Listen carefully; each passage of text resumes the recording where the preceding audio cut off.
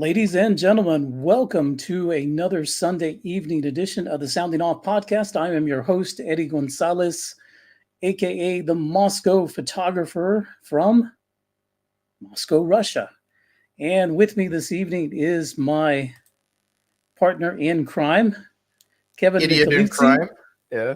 Idiot in crime, absolutely. And we have a special guest tonight who is no idiot whatsoever, but is a distinguished gentleman himself. Stanislav Krapivnik, welcome to the Sounding Off podcast. Welcome. I don't know about the gentleman part, but I try once in a while, put on a good face. We just try to be nice in the very beginning, and then we'll beat up on you later. Okay, this is the way we do it. No problem. By the end of the show, we'll make you an honorary idiot. You'll definitely be an idiot. So, for those of you who do not know Stanislav Krapivnik, he has a podcast on a YouTube channel called In the Eyes of Truth. Am I right, Stas? Yep. So it's both English and Russian, two of them in parallel. And Stas has an interesting story, and we'd like to hear. What is your background? Tell us. But by the way, there's a Russian saying, "Два дебила это сила." Two idiots is its own strength, or its own power. Imagine three. But three idiots, that's a whole different reality. Yeah. Well, 7 years ago, our ancestors came upon the other history. I'm sorry. I was a kid when we came to the U.S. I'm doing the short story so I don't take too much time. Came to the U.S. in '79. My father was a dissident, a liberal dissident, and in the 5 years when he got his citizenship, he was a registered Republican. So, yeah, liberalism is great on paper until you see it live. Then you start, and that was the old liberalism, not the woke crap of today. Grew up in the U.S., mostly in the South and North Carolina. So went to university in '90. Went into ROTC in '91. Joined the National Guard in '93 as an enlisted man. In '95 became an active duty officer. And left service in 2004, summer of 2004, July of 2004, to be exact. So put in about almost 11 years. No, 11 years, a month less. Been all over the place. Saw a bunch of things. And then went into heavy industry. Actually did some computer programming for a couple of years. And then finished an MBA in supply chain. Got the hell out of IT because that sector was dying, dead, and they're still importing H-1B visas by the tens of thousands. Never mind, your own people don't have work, so we'll just import a couple tens of thousands more for shits and giggles. And then 2010, I went 2006 to finish my MBA in supply chain. Went to work in oil and gas service companies, Halliburton, and then Cameron. And boy, I gotta tell you some stories about Halliburton. We'll talk about corrupt company. That's aside the point. And then came back to Russia on a permanent basis in 2010. So been here since then. Good. Home. And just to round out the story, where were you born? I was born in Lugansk, the city the Ukrainians have been bombing for 10 years. So that's now the Lugansk People's Republic as a province of Russia. LPR, absolutely. All right. Well, again, welcome to the Sounding Off podcast. And tonight we have a topic. What is our topic? I forgot what our topic is. Western exceptionalism. Oh, that attitude. And how Americans come here and don't understand how it will be perceived in Russia by Russians. I'm an American. You talk to me with respect. You understand? You give me some service and you give it to me right now. Yeah. take that exceptionalism when you get on that plane and hanging up right outside the gate and get on the plane. Yep. Pretty Anywhere, much. any country you go to for that matter. Well, almost any country. There's a few where they kiss your ass. Oh, you're a foreigner. So I actually had a comment about this, and Alex was asking about it. I am not going to discuss them by name, but he was asking about a Protestant mafia in Russia because a family has done a video about the Protestant mafia and how it's run by one of the Duma members. And, A video? you know, huh? Just a video? Well, one specifically about calling them mafia. And Stas, if you're not aware of it, I'll send you the video later because Okay. it disappeared, but some of us still have it. It did disappear. Oh yeah, they deleted it right away. Somebody told them they were in violation of the Russian Federation laws against making false statements against a politician. Oh, wow. I did not know that. Yeah, Interesting. so they pulled it down. They made another video talking about RTVI and how it was an awful television network and they had a bad reputation. They didn't know it at the time. They confused it with RTTV. So, however, this is what originally got me thinking about this topic, because a lot of Westerners come here with the attitude of, I'm a Westerner moving to Russia, and because Russia wants people, I'm doing them a favor. So they should bend over backwards to take care of me, rather than looking at it the other way, which is Russia's giving you an opportunity to live in a normalized country. So they're doing you a favor as a Westerner. Yeah, that's my whole opening dialogue. Oh, it's spot on. Well, you know, in the 90s, that was the attitude that worked. Because in the 90s, everybody wanted to show, hey, look how progressive I am. I've got an American or a Brit or somewhere on my staff. Never mind, they don't do anything. you cart them out. Look, I've got a foreigner. He works for me. And you cart them back out. You know, any idiot could get a well-paying job with any Russian company just because, you know, his passport was some other color.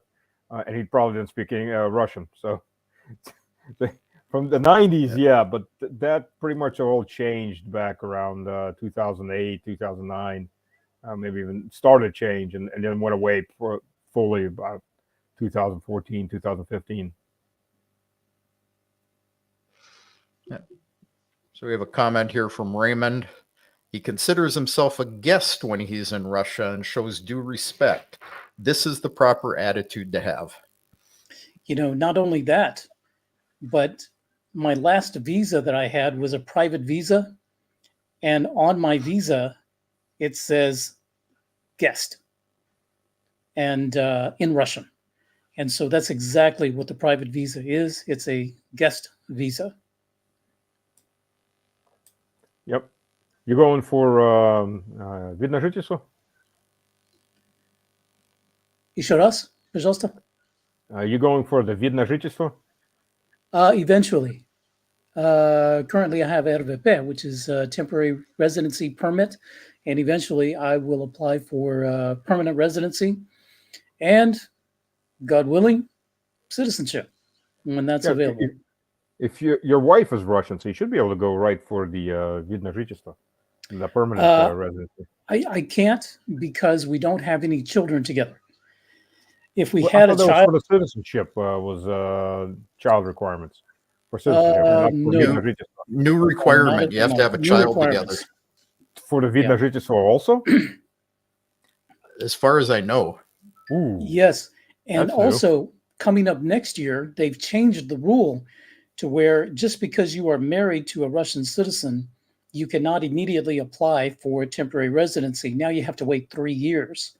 So I just got my TRP based on marriage to a Russian citizen almost immediately after marriage. But now, beginning, I can't remember what date, in 2025, you're going to have to wait 3 years. Yeah, But you can get a temporary residency if you're without Russian, if you are conservative and you accept the conservative values. Yes, if you go through that route, right. So there are many, multiple ways to get a TRP nowadays. Yeah, and people often, they say, well, I should be able to come this way when I come next year. But it changes so often because the 3-year marriage requirement was in place until last September, and they changed it to remove it. And now they're adding it back on, because when I came here, you had to have the 3 years of marriage. Wow. But they counted my time married to my wife in the United States, so I was covered. Now, absolutely. Go ahead.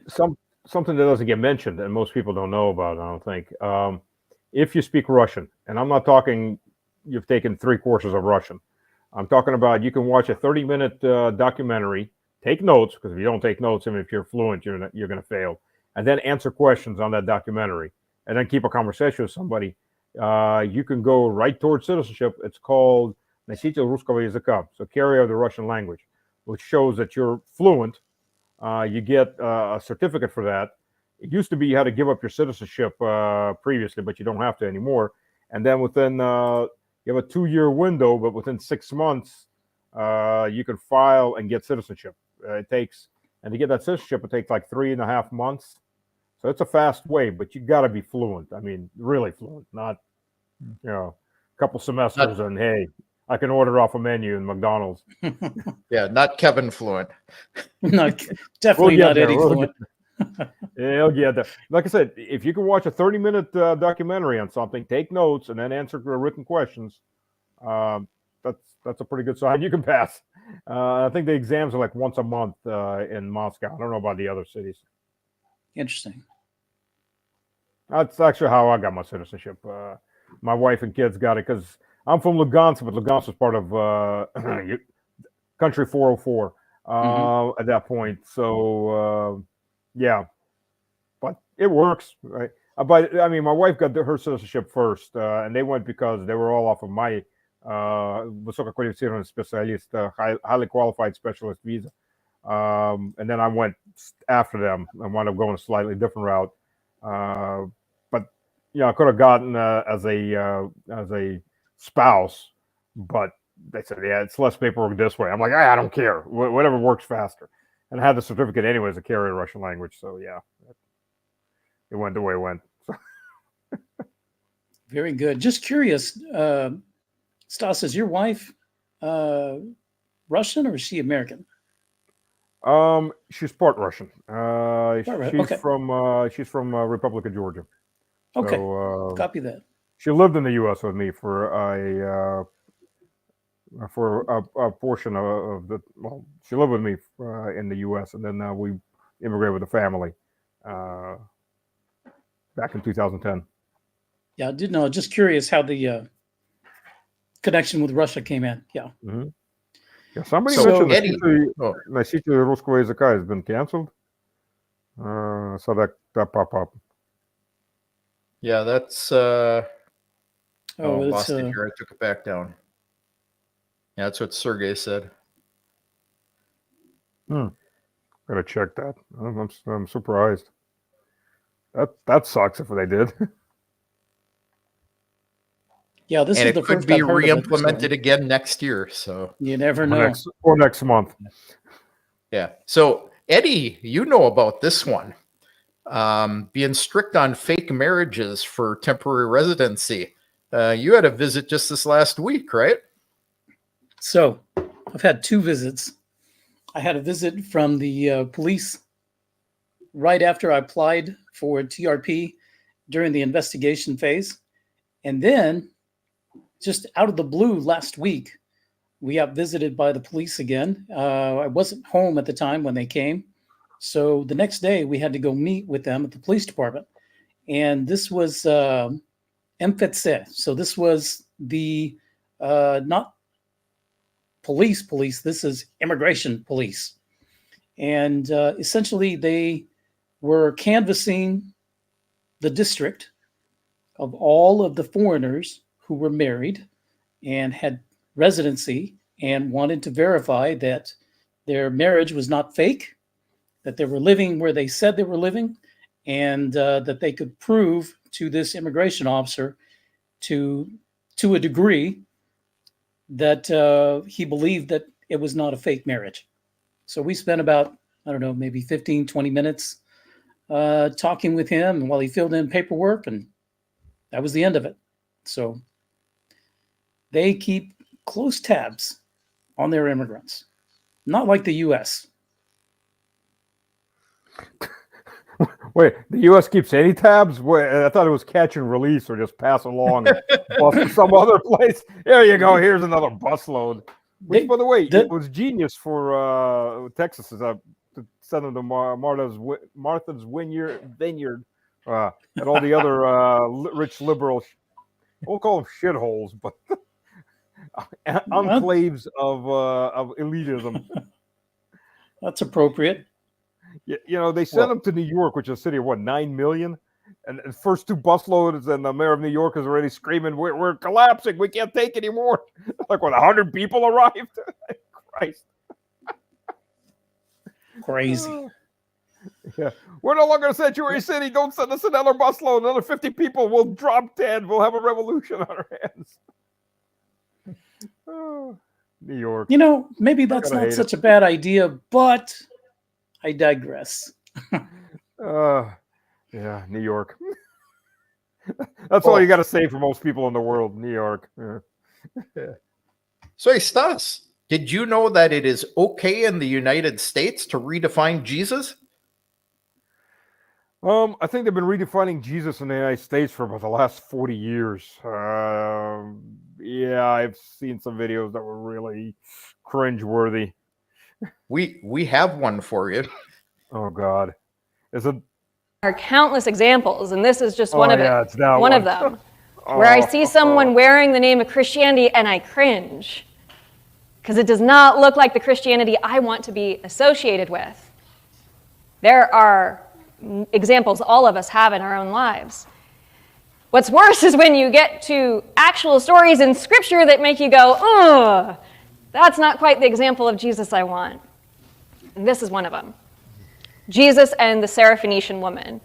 And I name this because we often aren't given permission to say, I don't like that thing in Scripture, because it is such a sacred text, but it's a text that can handle some wrestling, okay? It has withstood centuries, so we can argue with it a little bit, okay? Jesus' treatment of the Syrophoenician woman is the last example of Christianity that I want. She is desperate. Her daughter is suffering and comes to Jesus begging for help, and he basically says that she's less than a dog. I mean, it is not a good look on Jesus. And I hate that it is supposed to be upheld as a scriptural example for us, because that's not the Jesus I pray to. That is not the Jesus I know. We've also tried to encapsulate Jesus into this one unmovable, unchangeable thing. But Jesus didn't come just as full God walking around amongst us. Jesus came to be fully human. And fully God. So I look to this scripture, not for Jesus' divinity, but for his humanity. Actually, I think I got that from you, didn't I, Stas? Yeah, you did. I'm going to put my Orthodox hat on and wear about as conservative as it friggin' gets, and we make the Catholics look like a bunch of hippies, since Vatican II anyways. Sorry to all the Catholics out there. I think those are Lutherans, because the Lutheran Church in the U.S. has gone so far off the deep end. They've decided, they found a whole new level of, well, I'm gonna try to be nice for some reason. St. Paul, I believe it was St. Paul, or was it St. Peter, said women shall not preach in the church. I think that's the reason he said that. Oh, yeah. You don't take things on your wacky emotional grunge state at the moment. You interpret the Bible as it was written. St. Matthew's was written by St. Matthew. The Gospel of Matthew was written by Saint Matthew within about 50 years of the birth of Christ, so about 20 years after crucifixion. For those who think that it's all been made up, many generations later. The Christ is fully God and fully man. It's Deus is at the same time. You can't separate one from the other. The monotheists are the ones that either say he's fully God, or the which is a heresy, and the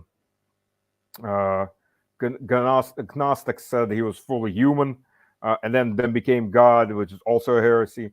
And those are old heresies that came up with the Arians back in the 200s and 300s and the 400s. So they're just basically repeating those. Yay! Not that they probably know about it. Yeah. Well, I think this is all. It's coming out again.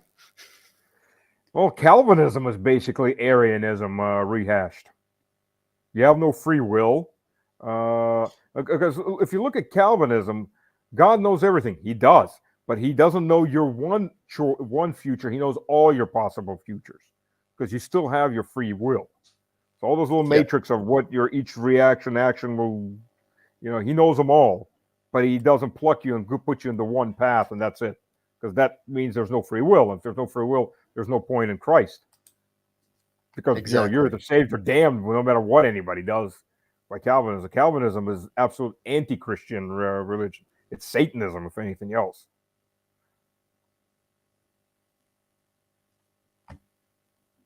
Eddie's quiet. I am I'm reading comments. Trying to keep up with them. Am I getting flamed at this point? No. We're actually not. No, but we're talking about this is Joe, and I can't remember his last name. I've seen, by the way, I got sent that deck of slides from the FBI that described domestic terrorism on all the different characteristics. By the way, I hit like 43 out of 70 or something of characteristics. Because, by the way, if you believe in God or you believe in gun ownership and you believe in traditional Christianity, you're a terrorist. And yeah, it really did basically click off the Catholic Church. And Orthodoxy is even more conservative than Catholic, so it's like uber terrorism. Yeah, I did a video with that, and where I called myself I'm a domestic terrorist. I'm a domestic terrorist. Yeah, according to Uncle Sam. Yeah, the whole Confederacy is a domestic terrorist. Yeah, but this is crazy. But this is absolutely right. Time for the South to rise again, because we shall bring the South back up on its from its knees back up on its feet. The South shall rise. The FBI is like, ding! Yeah, and if that resonates with you and you're in Moscow, once a year, you can go with Stas to the U.S. Embassy. Twice a year? Yeah, there you go. And you, too, can march with that banner. That's right. We do Antietam, and we also do Bull Run, or Manassas, First Manassas, the anniversary of it. Probably we might do 3 this year. Who knows? Maybe the establishment of the Confederacy. And when you play those Confederate songs right across from the embassy, they really get a kick out of that. Yeah, send me an invite next time you go. I'm a good old rebel. Oh yeah, that's one of them fighting songs. I'm a good old. I can't sing with a damn. I don't do karaoke either. Even when I'm drunk, I don't do karaoke. I don't want to torture people. Well, I have a video here that I want to play that talks about this American exceptionalism and hypocrisy that just really chaps my hide. So let's bring this guy on. Still poised to strike Iran, and in July, Blinken said that Iran was 1 to 2 weeks away from developing a nuclear weapon. So I guess for all we know, they might have one by now. And meanwhile, in Ukraine, they've struck deep within Russian territory several times, as deep as 300 miles from the border.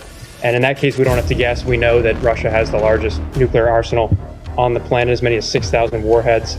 And so one of the risks of arming militaries that are striking in the territories of nuclear powers is that one of those gets deployed, and then it could escalate very quickly from there. So it's rarely discussed, but it's important to address that the nuclear risk is real, and it could very abruptly mean the end of, what humans have worked for thousands of years to collectively achieve. Weasel time. Didn't mean to preempt you on that one, Eddie. What was Very that? lucky to live with the fruits of that achievement, and I feel like we're treating the risks kind of brazenly. So my question for you is, we often hear in response to these concerns that, well, Putin, Khomeini, they're war criminals, they're terrorists, as if they're too inherently evil or immoral for us to negotiate with. But meanwhile, this administration has financed a genocide in Gaza for the last year, and every day you're up there denying accountability for it. So, what gives you the right to lecture other countries on their moral? So, if you have a policy question for me, I'm happy to take it. If you want to give a speech, No, but there are plenty of places in Washington where you can give a speech. Yeah, but people are sick of the bullshit in here. It is a genocide. You are abetting it, and you are risking nuclear war in Ukraine for this proxy war. Plenty of other places to give a speech. Go ahead. Let's put this guy on. Where is he? This dude, Matt Miller. What a freaking weasel. Ignorance and arrogance often go hand in hand. And that's the whole Biden administration. All of it. By the way, with Trump, what did they say? Oh, I'm going to come to power and I'm going to call Putin and say, enough of this. And what do you expect? Oh, I'm sorry, the master's here. Pardon me, master. Don't beat me no more. I'm just a good old boy slave. Don't beat me. I'll do what you ever say, master. Put the whip down, master. Seriously. It is that exceptionalism. I'll just call them and they will damn well know what to do because I'm going to tell them what to do. And they're going to obey. Exactly. Yeah. With that middle finger. Yeah, they wouldn't Western do that. politicians will say anything to get elected. Yeah, but they'll also do almost anything because they're out of just pure ignorance. Well, yeah. By the way, on a side note, so I sent a couple of my guys to I was director of supply chain in Halliburton, Eurasia. Sent a couple of guys to the U.S. And plus some metallurgists from some of our suppliers. And one of them had learned some English. I wasn't there, unfortunately, to see this, but my right-hand man was there. And the guy had learned some English and wanted to show off. So they're in Houston in a restaurant. And the guy looks at the waiter and says, "Boy, come here." Whoa, man, that's, talk about stepping on a landmine in the South. Boy, come here. Wrong. Yeah. From what I understand, it went downhill relatively quickly from that point. Yeah. Yeah. It's much different like when an old man would call you, son, we need to talk. Well, that's one thing as an old guy. Different. Boy. Hey, boy, come here. Woo. Yeah. In the South of all places. Yeah, that's Oh, man. one of those cultural moments, cultural education. Absolutely. So let's in talk about Russian, that. by the way, it's "mальчик, иди сюда," which is not, if you're talking to somebody younger, it's not insulting. Doesn't translate well. But let's talk about that when you've got President Trump, making a statement like that. Of course, there's a lot of us, me included, I understand where it's coming from and who that message was meant for. It certainly wasn't meant for President Putin. It wasn't meant for Russian government. He's trying to win an election. But that same attitude, there are millions of Americans who understand that attitude. So they appreciate when they hear President Trump say that, hey, all I got to do is pick up the phone, call President Putin and say, hey, chill out. Okay, I'm going to put a stop to this. There are millions and millions of Americans that respond to that and say, that's the guy I want as a leader. Imagine some of those people coming and moving to Russia with that same attitude. That's the ones that are going to have an issue when they get here. Let me ask you this. I'm halfway surprised, honestly, that Trump's still breathing. Do you honestly think the Democrats, if he's alive to the elections, which may be now, I got nothing against Trump, and I'm not rooting for him to get whacked or anything, but I'm looking realistically at what he's dealing with. If he makes it to the elections, do you honestly believe the Democrats are not going to steal it the same way they did in 2020? It's not over yet. It's not over yet. I don't know what they have in their playbook. Probably stuff we haven't seen yet. But yeah, it's not going to be easy. I don't either way. Trump wins or Kamala wins. It's the worst outcome. It's because Nothing of what's will going change. to happen after it. Yeah, exactly. Oh yeah, absolutely. I mean, by the way, Kamala, I don't know if it's still on her website or not.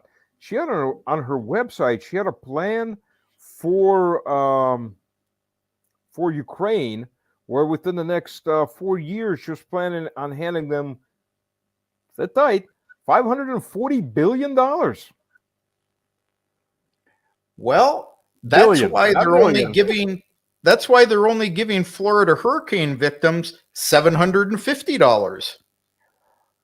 Yeah, and that's after you prove damage. Now, when you don't have power, you don't have internet, you don't have running water because it's all been washed out. There's miles and miles of roads that have been washed out. Whole villages have been crushed by mudslides. How are you going to prove anything if you're still even alive? And by the way, winter's coming. I mean, it's the mountains. It may be in the south, but it's still the mountains. It gets damn cold up in the Appalachians. And by the way, while I'm at it, I just pulled up a little article I had earlier. Anybody remember Tina Peters? Yes. She got 9 years in prison for election tampering. That is, she preserved the records off the Dominion voting machines when she and her collective were told to erase everything.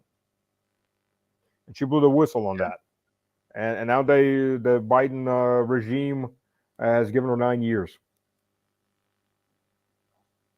Yeah.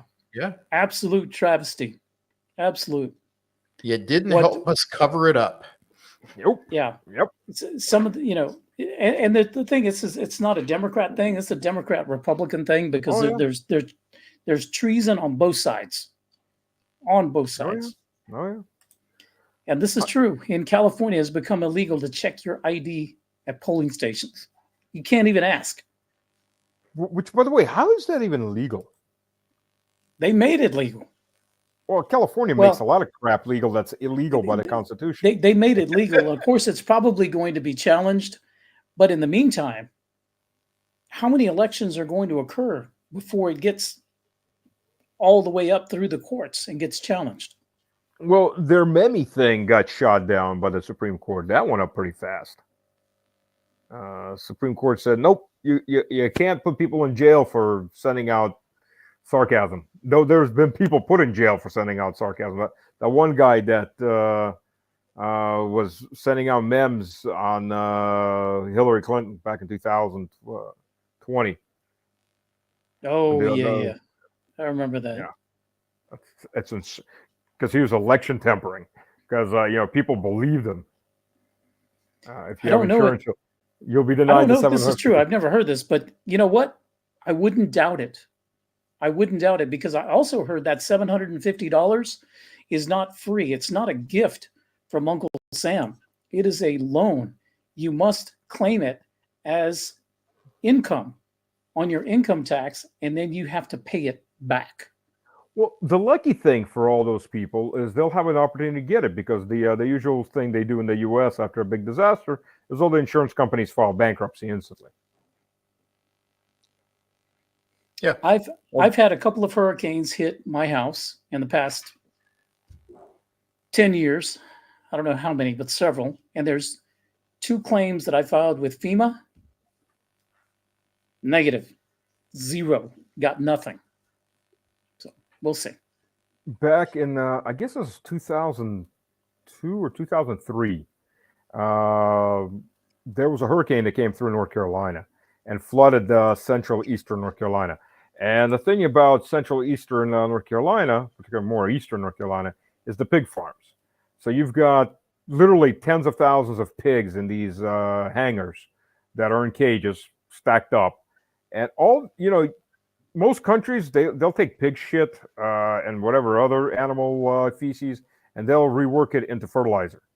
And the Germans will hell. I mean, depending what valley you in. I served in Germany for too. So as you're driving one valley to another, you start to realize you start to know what animal the stench is coming from, because they'll cover their fields with it.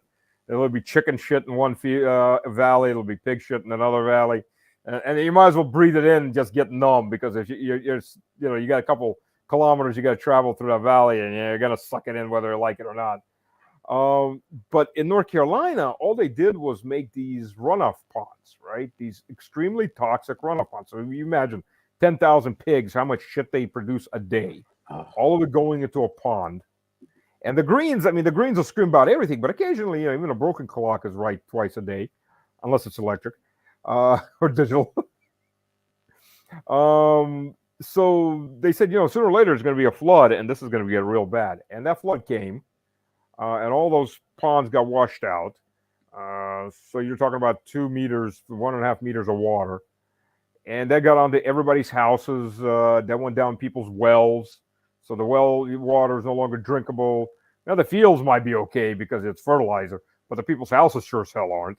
And so on and so on.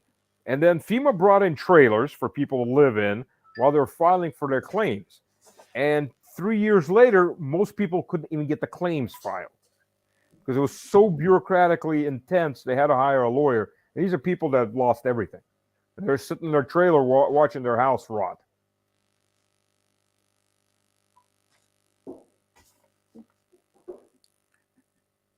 And they talk about bureaucracy in Russia. And one thing I will add to this. In Russia, when something like this happens, the government builds you a new house. They built whole new villages when there were fires that came through in 2010. And they do it relatively quickly. So, and it's free. It's not a grant. The government takes care of its people. Look at Mariupol. Yeah. Oh, yeah. Yeah, I got to finish putting together my small video on Mariupol. About a third of the city's been, consider every single building in that city was damaged or destroyed from house to house fighting. About a third of the city's been restored. Fully brand new, like restored, plus brand new regions that were built up out of, from greenfielded. Edelwolf says, Stan, where were you in Germany? He served in Germany from 86 to 88. Oh, I was a teenager back then. I was popping pimples back then. I was in Germany between 96 and 98. Begin 96 to middle of 10 years later. 98. Yeah, 2.5 years, and then I went back to the States, got reassigned back to the States, and then served out there. So yeah, well, I was in Germany half the time. Half the time I spent in the Balkans, running around, trying occasionally not to get my ass blown off. I hear you. Hey, when the time is right, I will definitely like to travel to that area. Absolutely. Yeah, it's amazing how much the intensity of the construction. Yeah, it's huge. I mean, I was there first time I went through Mariupol was in June, end of June, and the second time was 2.5 or 3 weeks ago. Because we run out to the front lines and then bring humanitarian aid. We'll just leave it at that. So twice I've ran, and just in those 3 months in between, there's a lot more buildings under construction or renovation. Yeah. And it's a good driver for GDP, by the way. It really, actually, disasters are a good driver for the economy. It's shit for if you're the one that's getting disastered, but it's as an overall economic motivation. It is Well, great. Absolutely. Look at what happened right after 9/11. So, in fact, I was having a conversation with my wife about this earlier today. So we had 9/11 as a pretext. Of course, if we want to go down the rabbit hole of conspiracy theories, we can. But 9/11 happens, and the next thing we have is the Patriot Act, which was the most unpatriotic thing that Congress has passed in the last 100 years. We lost more of our rights with the Patriot Act than we had before. But guess what? They scared everyone. Everyone in America was so scared of terrorism that, oh, yes, our great leaders in Washington protect us. We need the Patriot Act. We need the Department of Homeland Security. Yes, I will give up my rights to you to keep us safe. And all we did was get screwed. So then we start looking for Osama bin Laden. But what did we hear? We have Dick Cheney, who used to run Halliburton, come up and say, oh, wait a minute. We need to talk about Saddam Hussein. And you're like, Saddam who? Yeah, the leader of Iraq. Where's that? He has weapons of mass destruction that are targeting the United States. And you're like, wait a minute. I thought Saddam Hussein did this. I thought we were supposed to look for him. And then we go and we destroy the country. Who goes in right after to fix it and build it? Halliburton. Oh, one of them, yeah. One of them, a big one. And this happens a lot. And war, it seems, is just, as you said, drives the economy. Why does it drive the economy? Because we go right in after it and build it back up again. There is a slight difference, though. You're right. War drives the economy if you're supplying that war from home and if you're rebuilding your own home afterwards. The problem with Iraq, first of all, half the material the U.S. was pumping in wasn't made in the U.S., if not even more. Second of all, you're not rebuilding yourself. And the U.S. really didn't spend that much to destroy Saddam in Iraq because you're fighting a guy that can't reach up to your belt line, and you're beating up on them. It's like, not exactly a fair fight. It wasn't. The way the U.S., if you don't know what I'm talking about, look it up. It's called zero-sum costing. This has got to be the most insane form of sourcing materials that you could ever come up with. As somebody that had supply chain for 15 years in heavy industry, and for a supplier, this is a dream come true. For anybody else, this is only a government can afford this kind of insanity. Zero-sum costing. That's where you tell a supplier, okay, we understand you need about 10% profit. Maybe 15. Okay, let's just say 10% profit. So whatever the material costs, plus 10%, that's your profit. So your emphasis is now what? Save money for the government? Yeah, right. You're going to find the most expensive shit that you can find, send it over there, so you get your 10% as big as you can off of it. And you got to tell your suppliers, mark it up, baby, mark it up, keep marking it up. And then on top of that, they sent, there was insanity to the level of, there were several trailers worth of computers that were burnt because they came and they didn't quite match the specs. So they just burned them, right? Got the next, of course, they got to keep the 10% markup off of all of that. They would send in semis over there. And they wouldn't send in spare filters and oil, replacement oil, or anything, radiators or anything else. Any parts that are going to get clogged up from dust from being in a desert. So when the vehicle breaks down, they just burn it. Buy another semi. How much do semis cost? And so on and so on and so on. And then you got the contractor base. So this started with Dick Cheney when he became Dick Cheney, by the way, was Minister Secretary of Defense. Then he became head of Halliburton. He was hired by Halliburton when Halliburton acquired Kellogg Brown and Root because he could get engineering projects for Halliburton. And he did. That's how Halliburton wound up in Iraq. Halliburton's oil and gas, so why would they care about Iraq, right? Outside of oil and gas. Well, there's several insanities. I'll just list off two big ones. First of all, the U.S. military, like any professional large military, can take care of itself and everything. However, when you deploy troops, for every combat soldier, you've got about 7 to 10 ash and trash. So you got combat support and combat service support. Combat support is your military intelligence, your police, military police, things like that. Your ash and trash, your full ash and trash, is your logistics units, your mechanics, your finance, and everything else. Your cooks, your cleaners, and so on and so on. And the military can do all of that for itself. But you're not going to send 150,000 combat troops. If you're going to supply all that ash and trash, you're going to wind up sending about 1 million troops. And that's kind of hard to sell to the public. But so you've got contract base. So you can send in 150,000 combat troops and backfill it up with contractors. And when you backfill it up with contractors, of course, first of all, what a private does for back then, $14,000 a year before taxes, a contractor is going to cost you quite a bit more. And here's an example of that. And by the way, when contractors, I'm not just talking about Blackwater, combat contractors. I'm talking about any contractor. When they get killed, nobody knows about it. The 4 Blackwater guys that everybody was up about was because it just got published. Because they were lynched, they were beaten, chopped up, lynched up, and there were videos taken of it, and that got out in the media.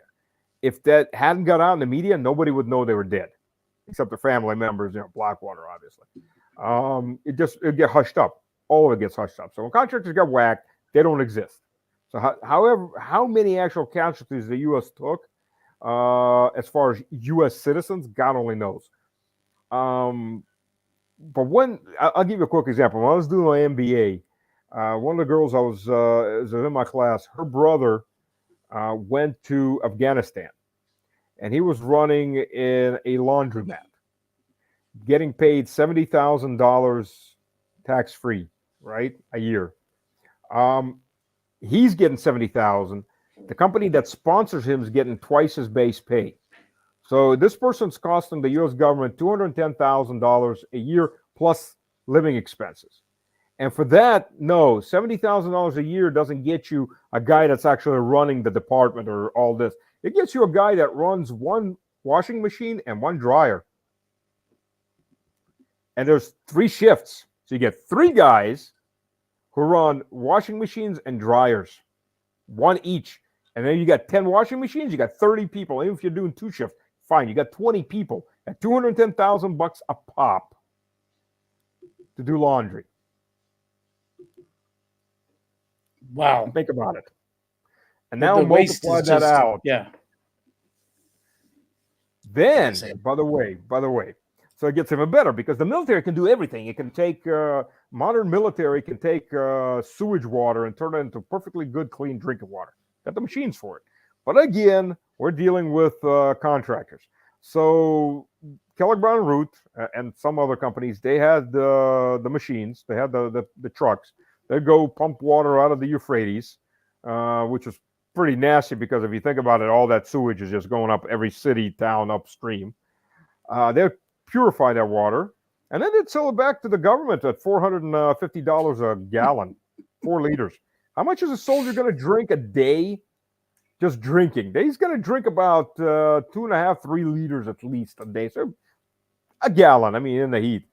At $450 a gallon.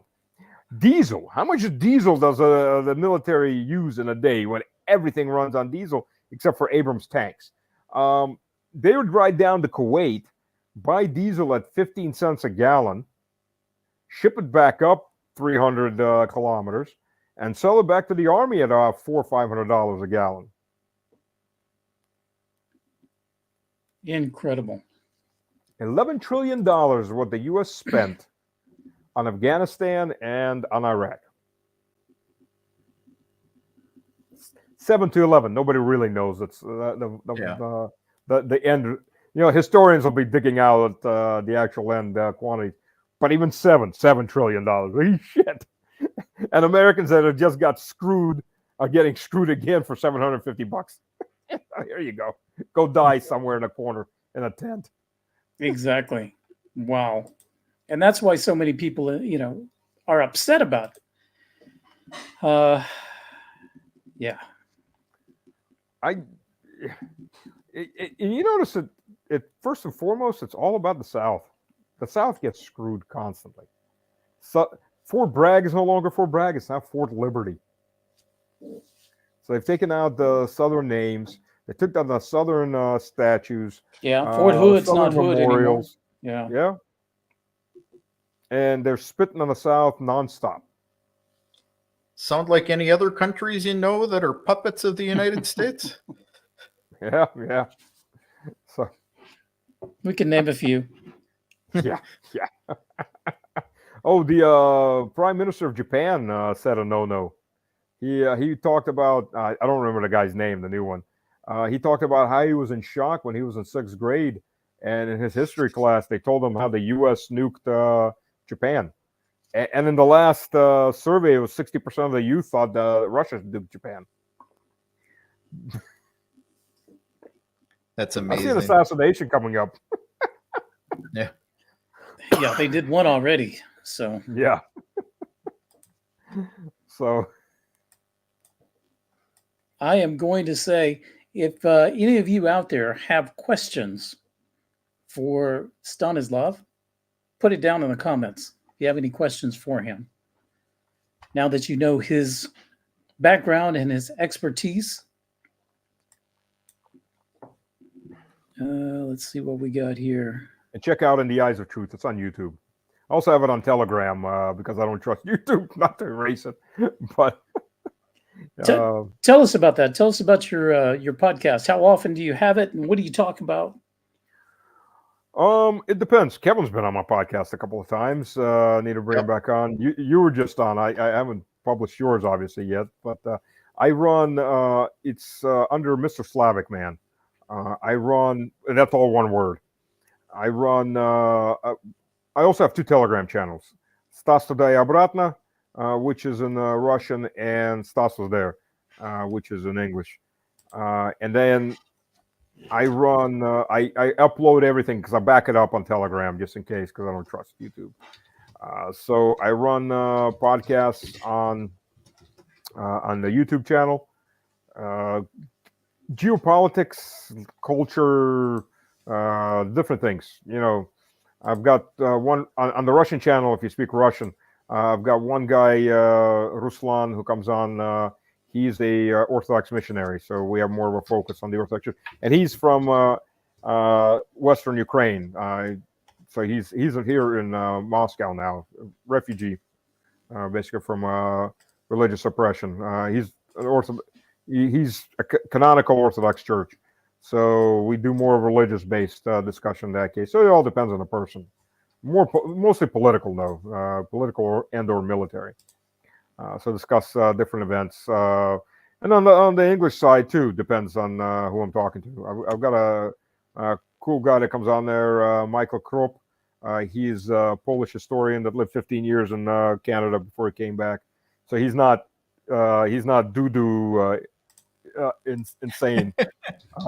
Which, by the way, interesting. He said in one podcast, God, what's the guy's name? Not Dudu, the other guy.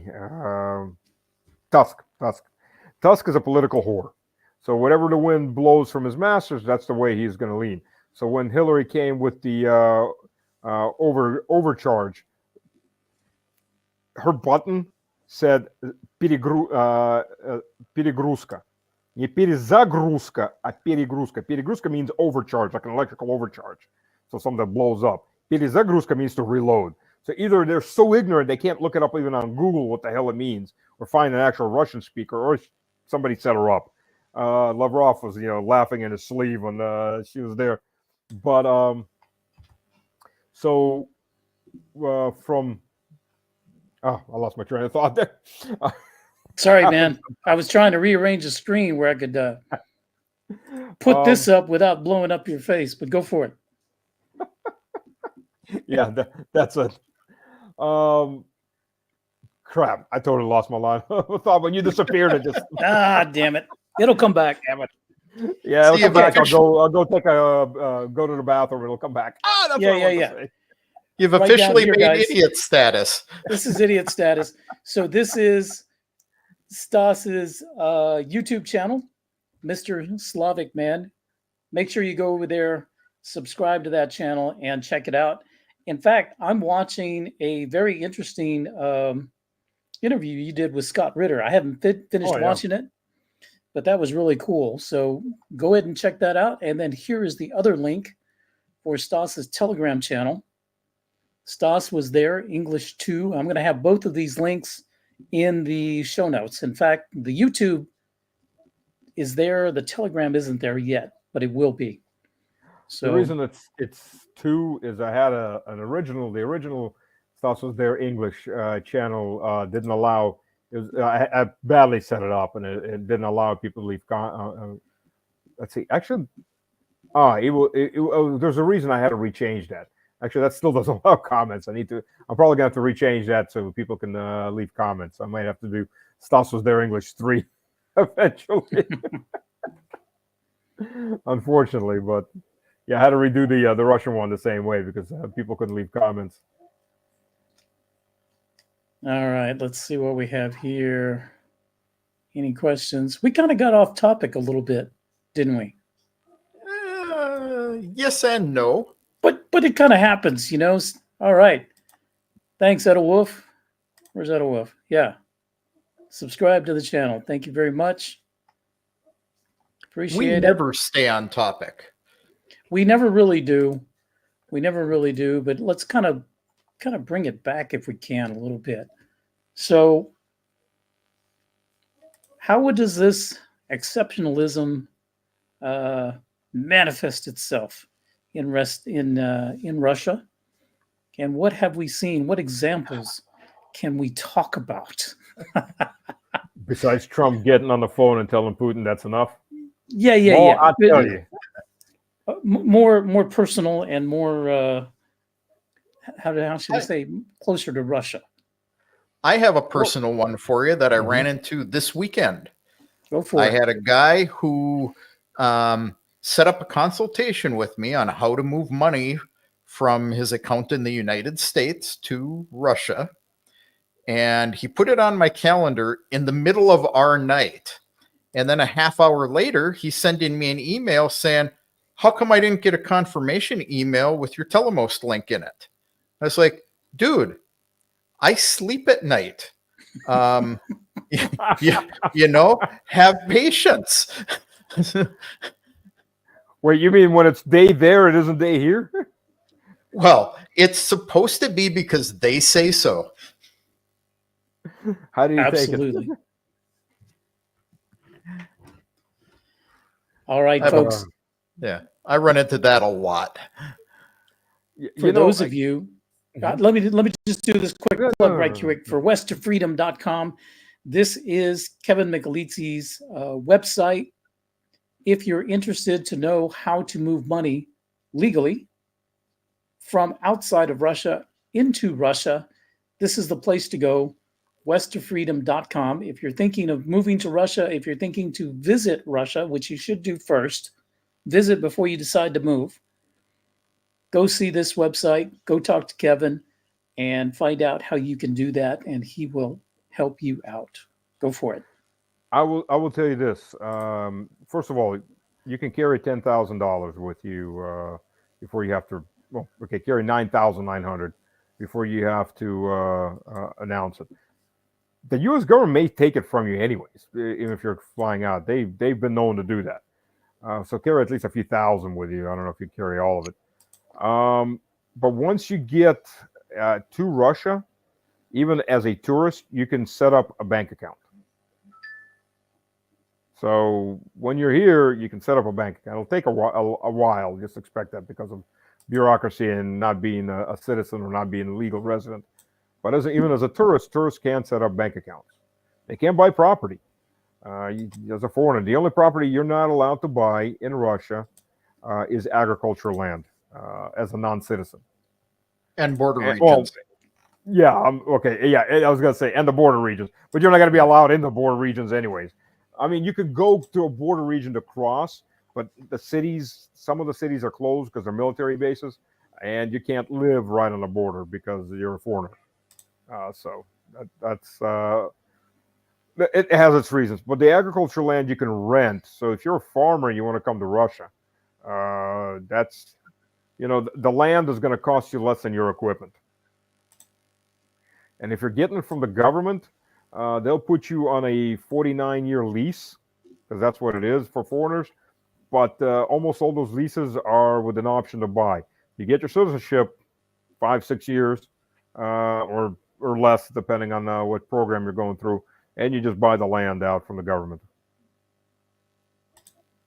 And if you're thinking you want to come to Russia and be a farmer or anything else, but you want to visit Russia first, go check out this website. It's my website, worryfreerussia.com, where we help to answer your questions about how to visit Russia easily, without worry, without stress. And if you are visiting Moscow, I do offer concierge service. If you want a personal, more in-person experience and help, we can help you with that as well. And by the way, my wife also teaches English for Americans. She can do it online. So even though you don't need English, English. She teaches Russian for Americans. Some Americans probably need English too. So. Locked up. It happens. Listen, I worked in Halliburton with a guy by the name of John Messerschmidt. If he's watching, he's probably going to get pissed off at me. He was, from that family, those Messerschmitts. And if you don't know who I'm talking about, go look up some history. So John was born in the U.S. He only spoke English. But he wrote me a couple emails. I'm sitting there, and my office is like 2 offices away from his. I'm reading them, and I'm reading them, and I'm reading them. And finally I'm going in, what the hell do you want from me? Because I can't understand anything you're saying on this. So, yeah. But my wife teaches Russian. She taught in the U.S. She teaches it remotely. So even if you can come and immigrate to Russia without Russian, but that's on a temporary visa, you're still required to learn Russian before you get permanent residency. So you're just given 3 years of living in Russia. But believe me, you need to learn Russian. Yep. I agree. Yeah, that's how it is. A lot of people say, I'll move to an American community where everyone's speaking English, but they don't understand if you need a plumber, he isn't going to speak English. Nope. And there aren't that many American communities, and the ones that are expensive. Just understand that, because they're made for a foreigner, and they're gonna have a foreign price tag along with it. That's how it is. We can talk about that briefly, because we have run into issues helping families find accommodation here in Russia. And what I have discovered in my own search for trying to help people is that the rents that are being commanded to house a foreign family are a lot higher than what we expected. And so it's more expensive if you're a foreigner, obviously, to want to move to Russia. So whatever budget you are figuring for a monthly budget that you think you can, if you just go to Avita and kind of look and see, well, this apartment, has four-room flat in Moscow for, equivalent of $1,600 per month, US. You might want to consider that to be at least $2,000, maybe $2,200 per month, to be more accurate. So this is something that I've come across in the past week. It does cost a lot more money. However, if you don't want to live in Moscow, which I know everybody wants to live in Moscow, but here's the reality of it. If you don't mind, for example, village life, but you're definitely going to need to really learn Russian. People will help you out. They're not mean. But if you go, like, for example, Tver province, Tver Oblast, which is northwest of Moscow, in those villages, and how those villages are dying out because the young have left and the elderly are left. But I mean, you can buy a small wooden house, izba, say it's 1 story, 3 room, maybe about 100 square meters. So it's about 1,000 square feet.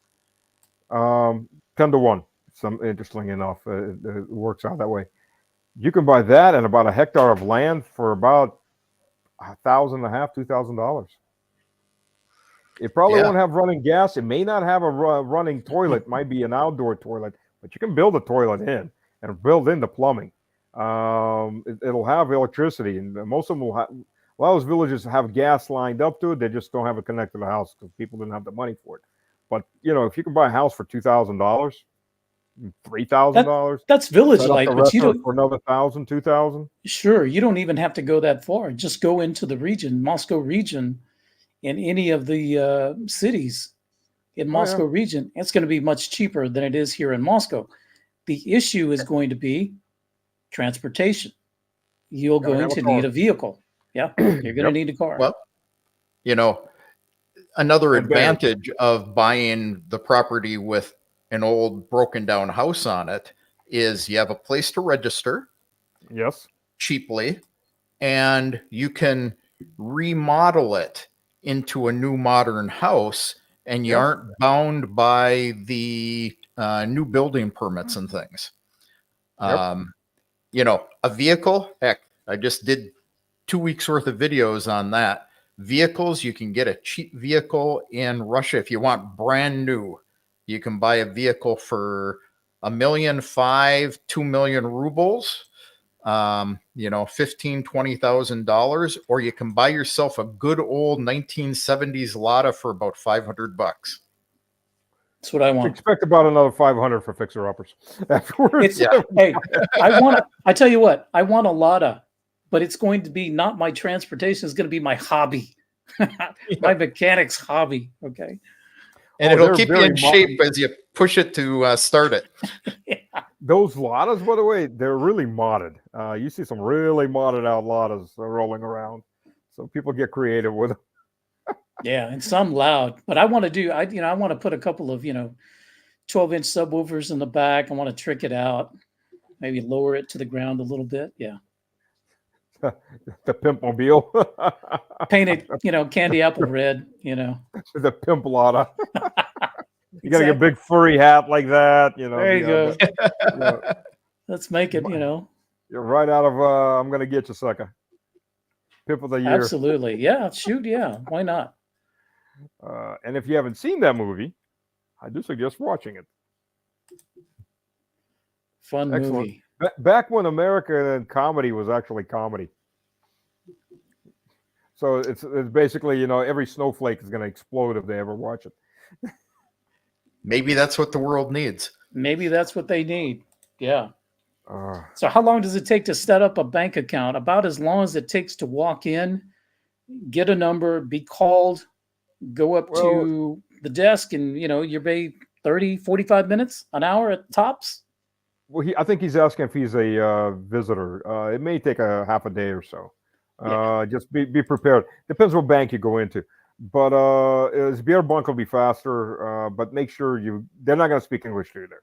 So you need to have somebody that speaks English. Photocopy your ID with a migration card. Your passport is going to need to have a translation before you set up a bank account. A notarized translation. Yeah. Notarized translation. Absolutely is going to need a translation. Sberbank doesn't ask for them here. Really? It depends on the branch. Huh. VTB does. Well do in Moscow. All of them do. I want to let me tell you this quick story, because Saturday I was getting messages from my bank, which is Alpha Bank, saying that I get alerts anytime something's charged to my debit card. And I had 2 charges to Yandex Go for samokats, these little scooter bikes. Yeah. I'm sitting here in my flat. I was like, one was for like 400 and some odd rubles, another one for 320, and they were like back to back within about 2 minutes. I was like, what the heck is going on? So apparently my card got compromised somehow. So this is a Saturday.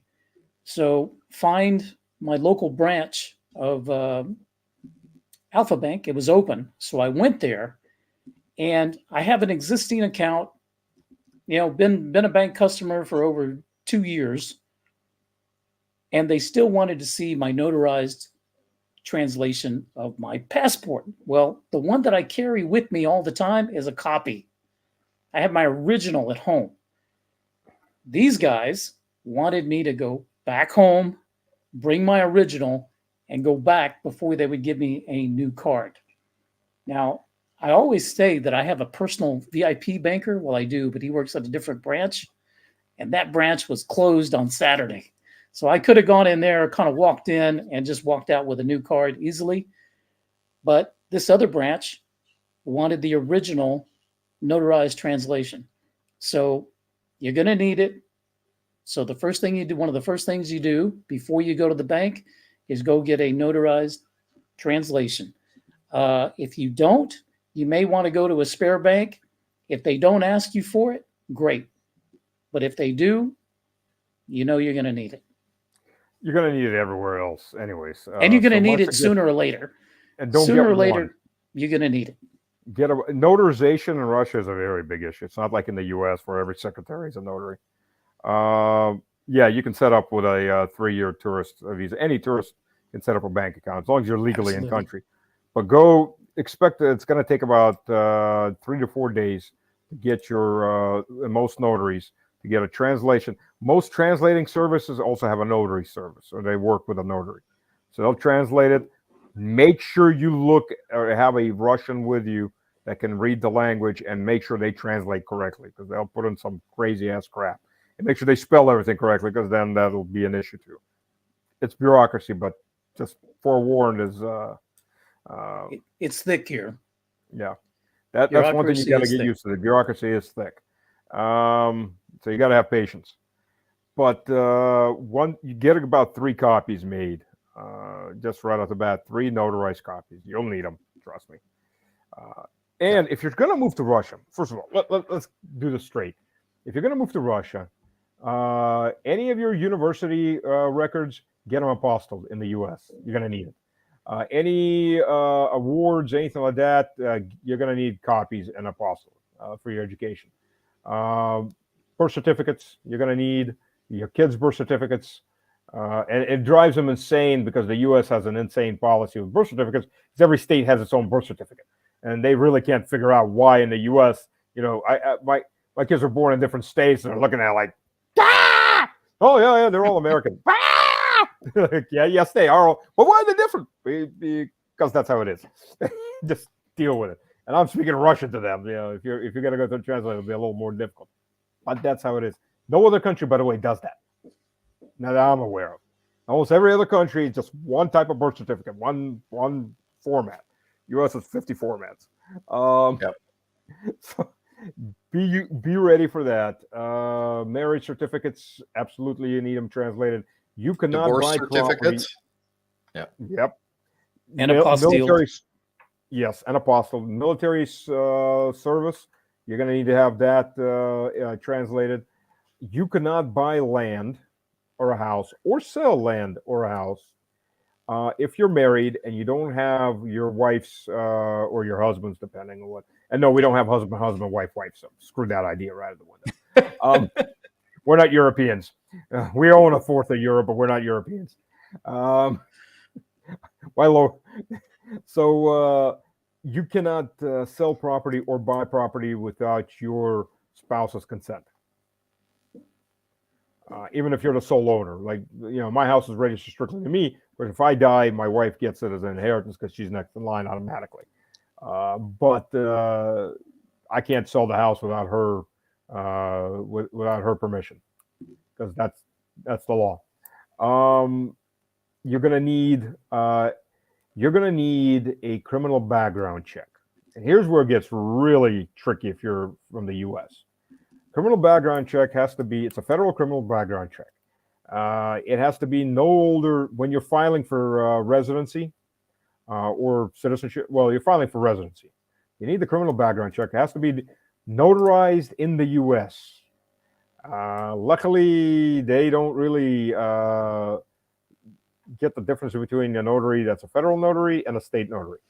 And here's the key point here. If you're getting a federal notary, you ain't going to have enough time, because the federal government is broken as usual. And since COVID, a federal notary will take you about 2 months. Current State notary will take you, current time to get the Secretary of State to apostille the background check is 3 to 4 weeks. yeah, okay. I'm sorry, not notary, apostle. That's what I meant, apostle. Yeah, well, 3 or 4 weeks is actually down. It was up to 2.5 months, which is by that point, it's no longer good.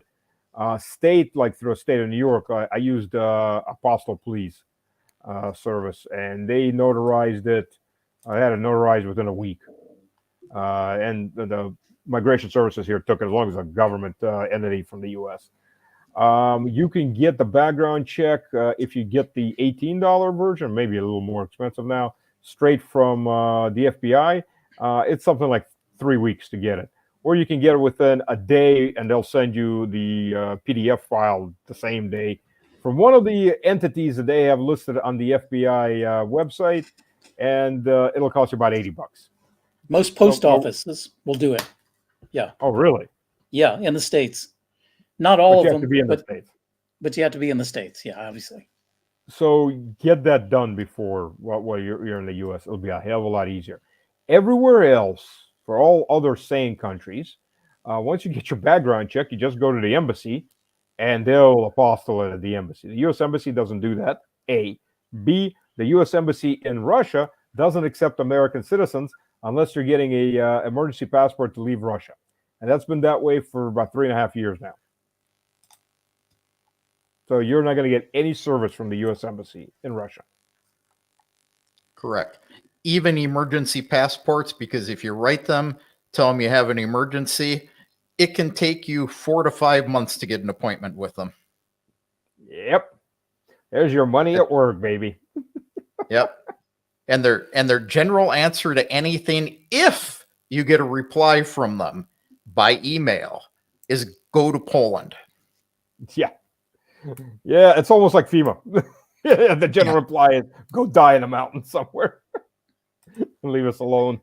Exactly. So James asking, with the bank app, can I turn off the card when not needed? Yes, I can. Yes, I could have eliminated the card immediately, and actually asked for a reissue of an electronic card, but I need a plastic card for other reasons, and so that's why I needed to go and get one. But yeah, you could do that, obviously.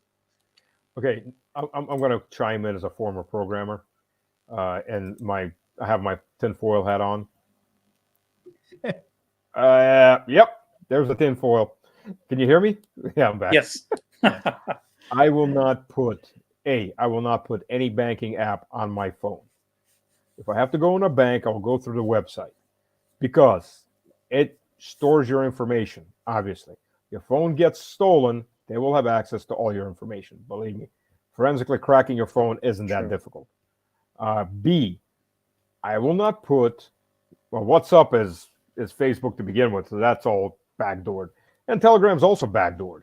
I will not put any of these programs on my work computer, because you're just opening yourself up. If I have to send a file to print something out, I'll send it by email from my telephone that has Telegram onto my computer, and then pull the file off and print it out.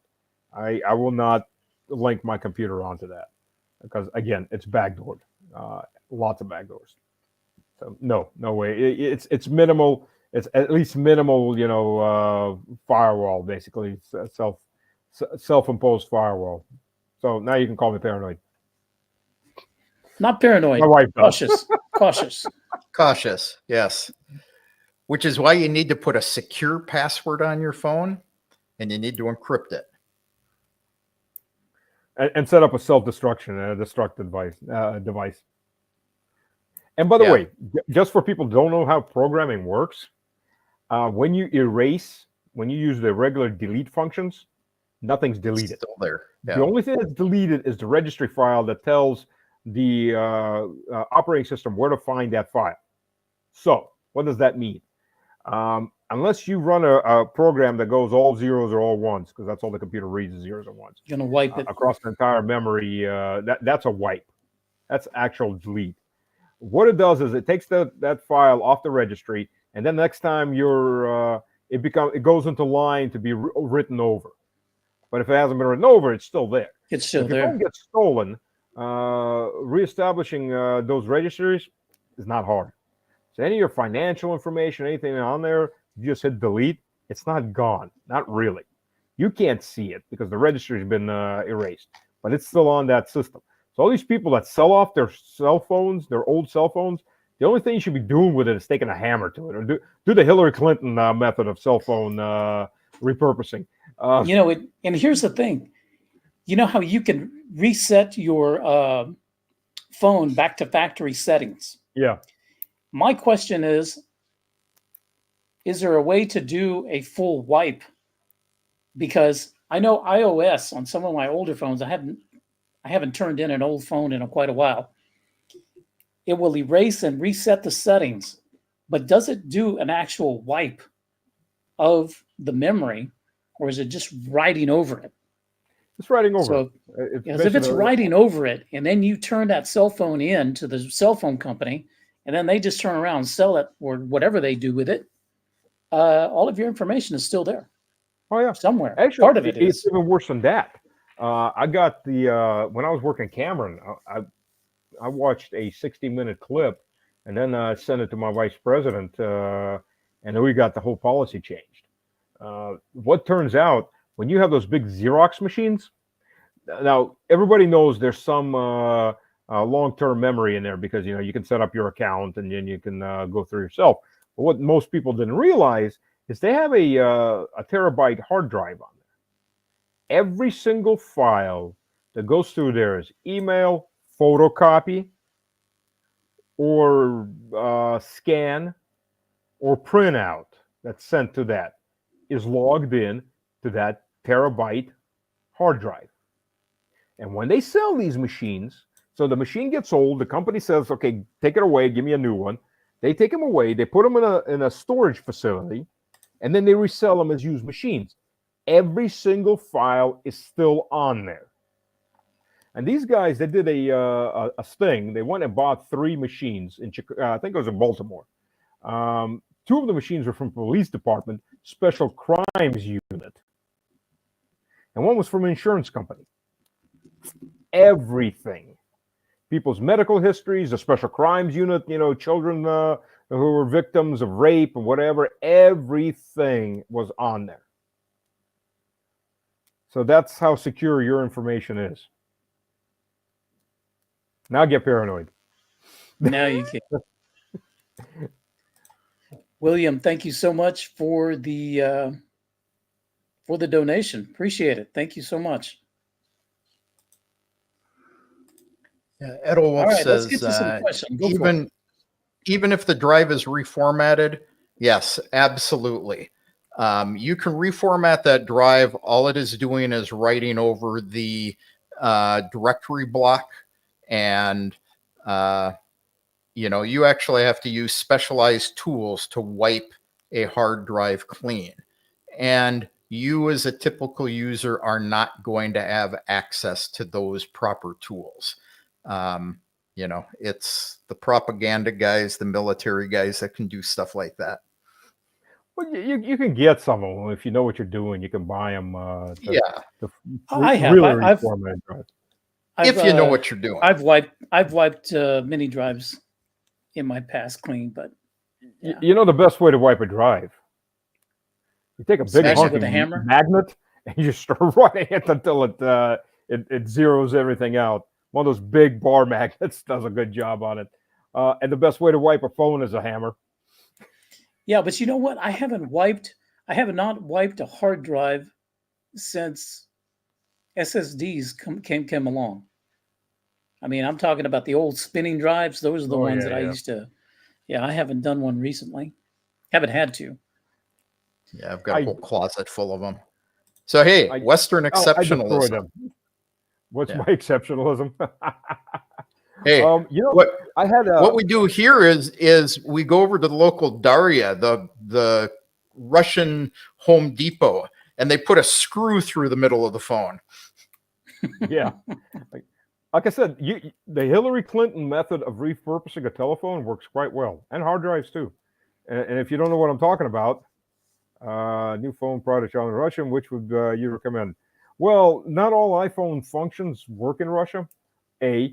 B. If you have to fix a new iPhone, it's going to run you because the problem with iPhones and things like that, if they have to replace a screen, there's actually an initialization program that has to be run to initialize that screen to the phone. And same thing with iPads and everything else. And they don't have the new copies, so they have to get broken copies from outside of Russia. That's how iPhone punishes us for being on the right side of history. Yeah, what's happening right now is you can have a Russian screen put in or a Chinese screen, but it gives you a warning in the settings that it's not an original display. Yeah. And if you can live with the little red check mark, it's not a big problem. And Same thing with the battery.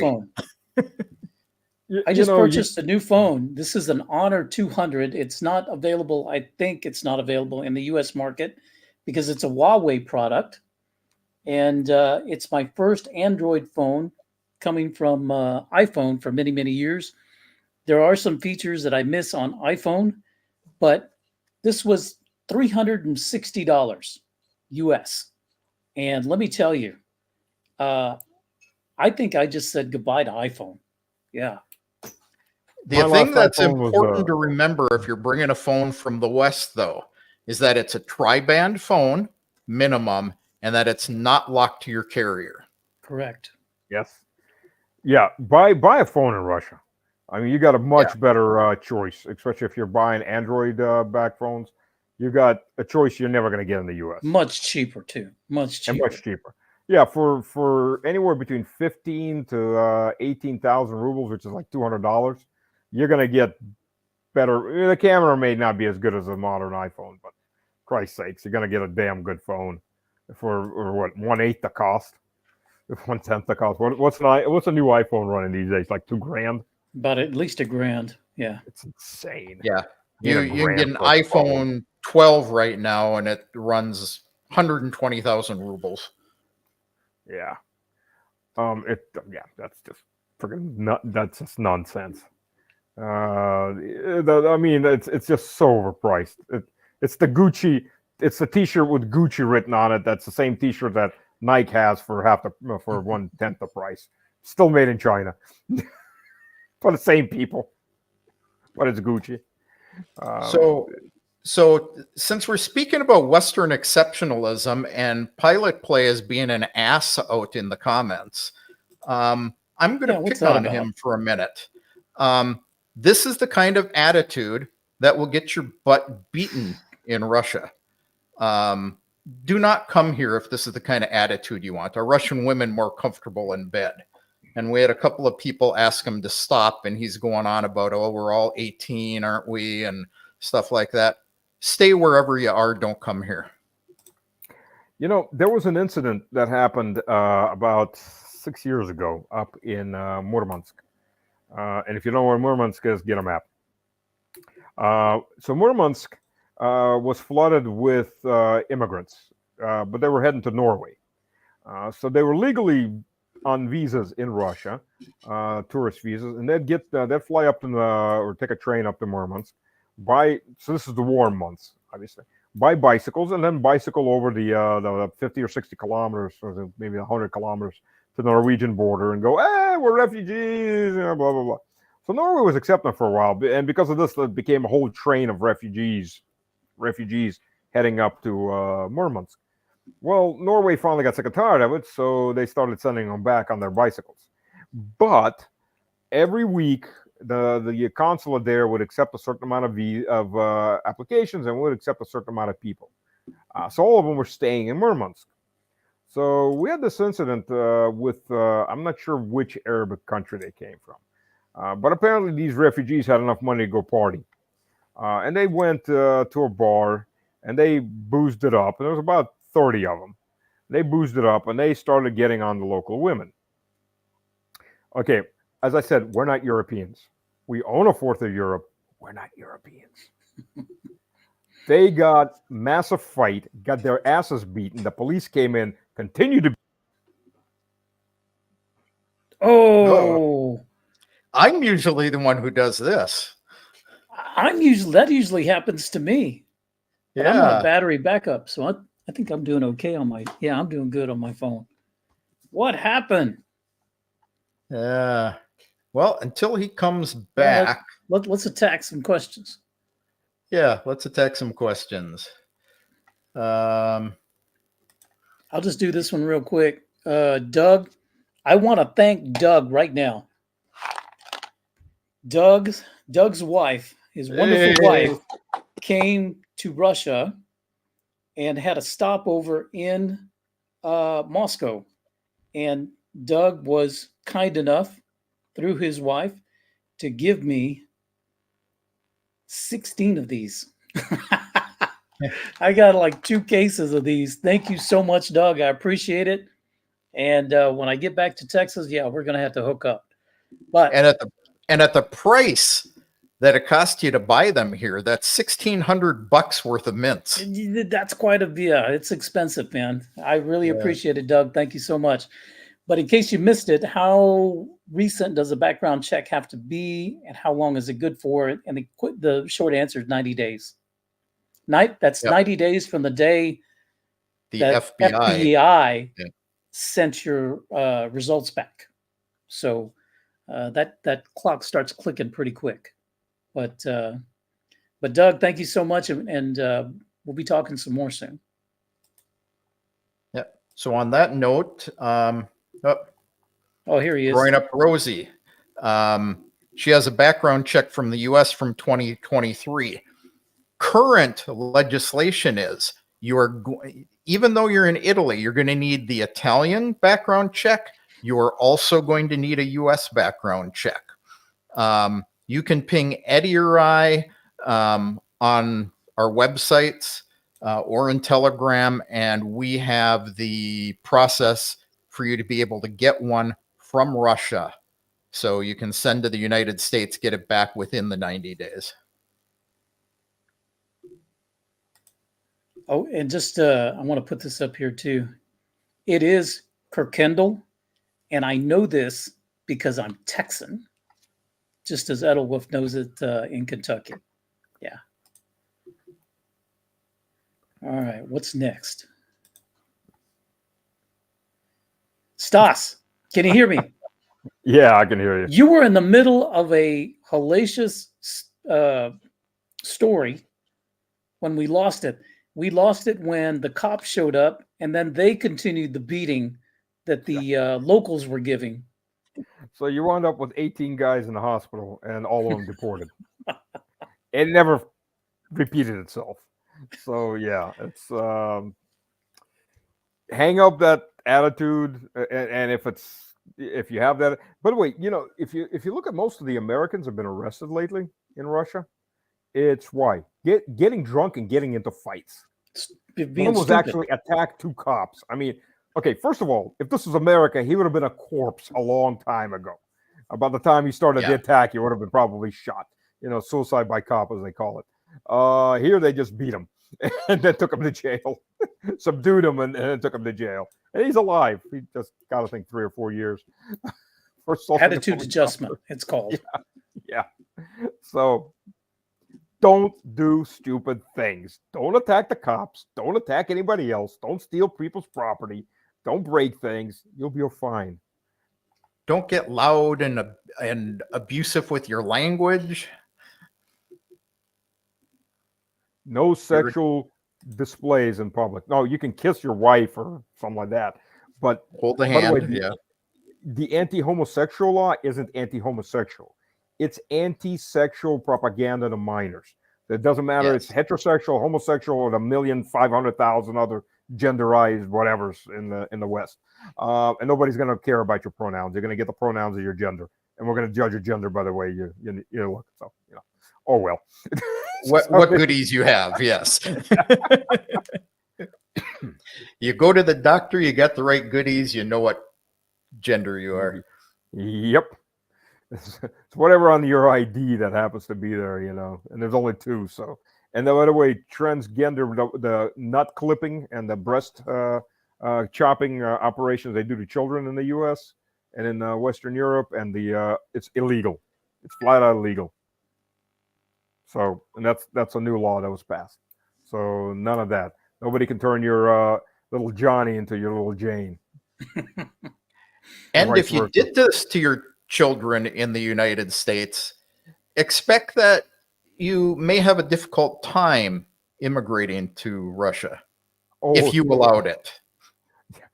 Hard to claim them for traditional values. Well, Christ, that may become traditional values in the U.S. these days. The way that's all going. Hey, Rosie, these are just trolls. You go to Russia and you have no free speech, and they will arrest you. I laughed and said, why would I be protesting in the streets? Yeah, these are just trolls. Yep. I'll give you an example of Russian law. Everybody remembers Pussy Riot, the 2 girls that got arrested? They weren't arrested. There were 3 of them, by the way, and I'll get to the 3rd one in a second. They weren't arrested for protesting against Putin. They were arrested for charging in on in church property, disrupting a service. They got on the altar. They disrupt a service, and they did the whole thing. So the 2 of them went to jail for that. The 3rd one didn't. And the reason she didn't is because she didn't commit the crime. Not that she wasn't trying to commit the crime. Security grabbed her, and she was physically unable to get up there to commit the crime. She had all the intention of committing the crime, but she didn't commit the crime, so she didn't go to jail, and she didn't get sued. She got released. Now, flip that over to Finland, which is a pure white and fluffy democracy. So about a couple months after that, they had a professor, a liberal professor, who got a group of students together, and they made piss balloons, and they were going to the main Orthodox church in the middle of Helsinki, and they were going to throw on the altar. They're going to throw their piss balloons on the altar. Somebody knocked on them. They were arrested en route, and they all got 5 years. They hadn't committed a crime yet, but they had the intention of committing a crime. So it's pre-crime, basically. And they all got 5 years. So there's your justice systems. Real justice. Yep.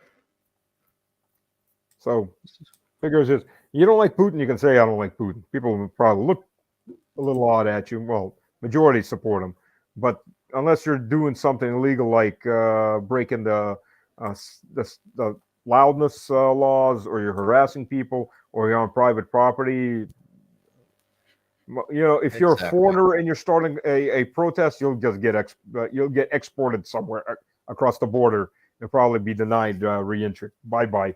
And you shouldn't be coming to another nation and starting shit like that in somebody else's home. Yeah. So, Rosie, do they translate in Russia from English to Russian? Yes. In fact, the documents you have translated to Russian have to be done in Russia and notarized by a Russian notary.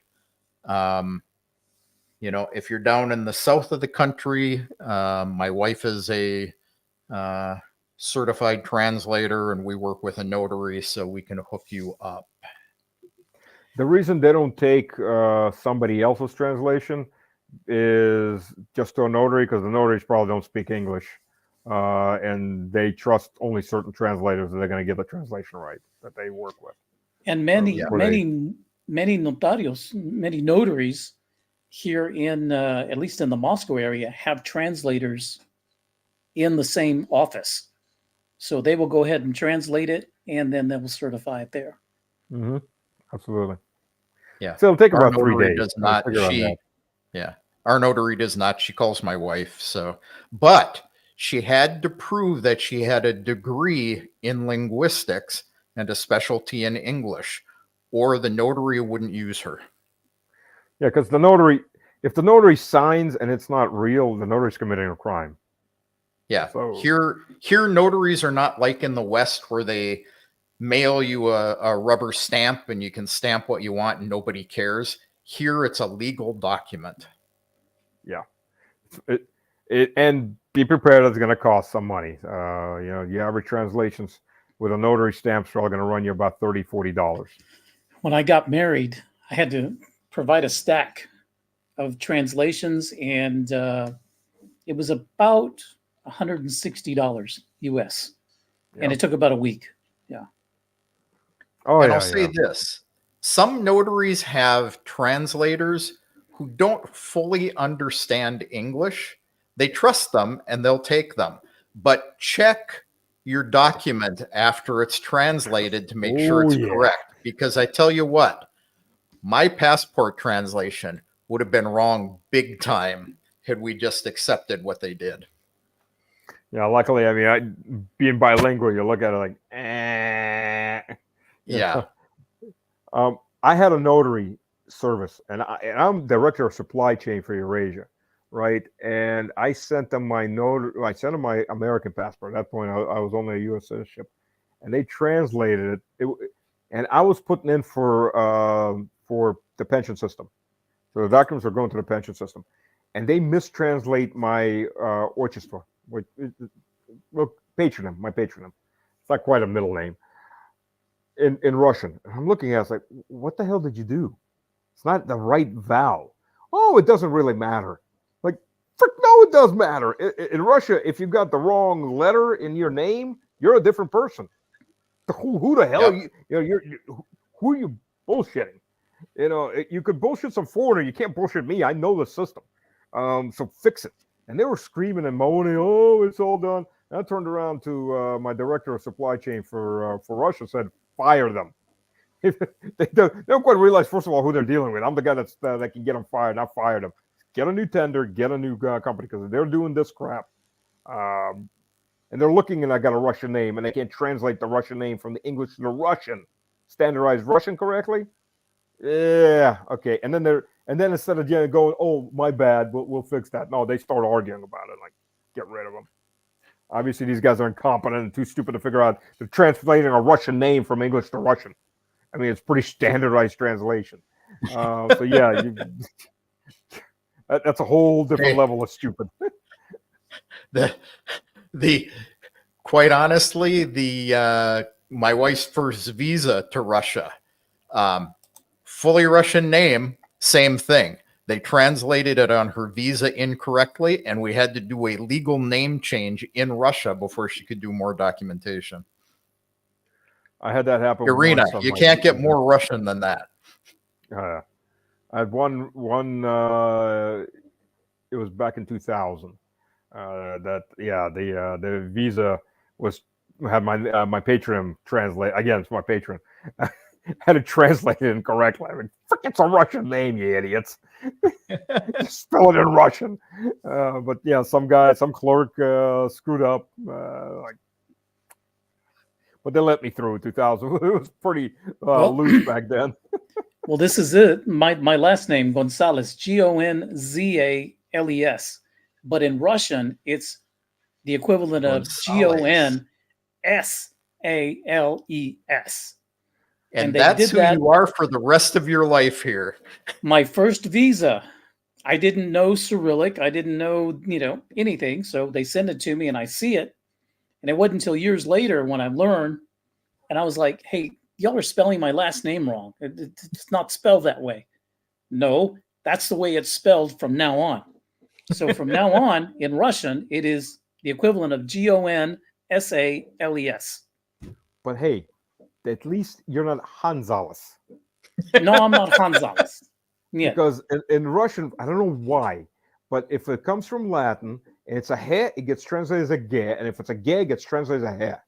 My grandfather, who was German, was Josef Hartmann. Hartmann means hard man in German, which is an aristocratic name. So make short story long, he was born in the Eastern German Empire. That became Western Poland. Then he got taken prisoner. He was an officer in the Polish horse cavalry. He's a surgeon. He got taken prisoner. And then, by the way, when they say the Soviets shot all the officers, they didn't. Obviously, my grandfather was shot, and he was a German. He spent a year in a camp, POW camp, then joined the Red Army. But Hartmann got retranslated as Gartman. And Gartman in German means gardener. So he got socially demoted instantly from Joseph Hartman to Joseph Gartman. And I don't know why they do it, because we've got both sounds, but for whatever reason they do that. Yeah. So Gomberger. You're not you're lucky you're not Gonzales. Yeah. I would have had a problem with that. I don't know why they do it, but they do it. So Eddie, apostilled in the land of origin, but translation done in Russia. Simple answer, yes, right? Yes. Yes. But it's translated and notarized in Russia. In Russia. Right. Yeah. If it doesn't need a notary translation, you can get it translated anywhere. Because obviously it's not. But almost everything that's translated is going to have to be notarized.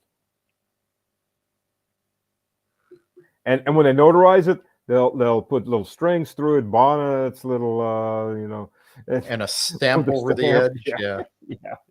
A seal. Pretty so fancy. What if I use 3 last names in the past, such as paternal, then married, then maternal? Your birth certificate's different than your official name on your passport.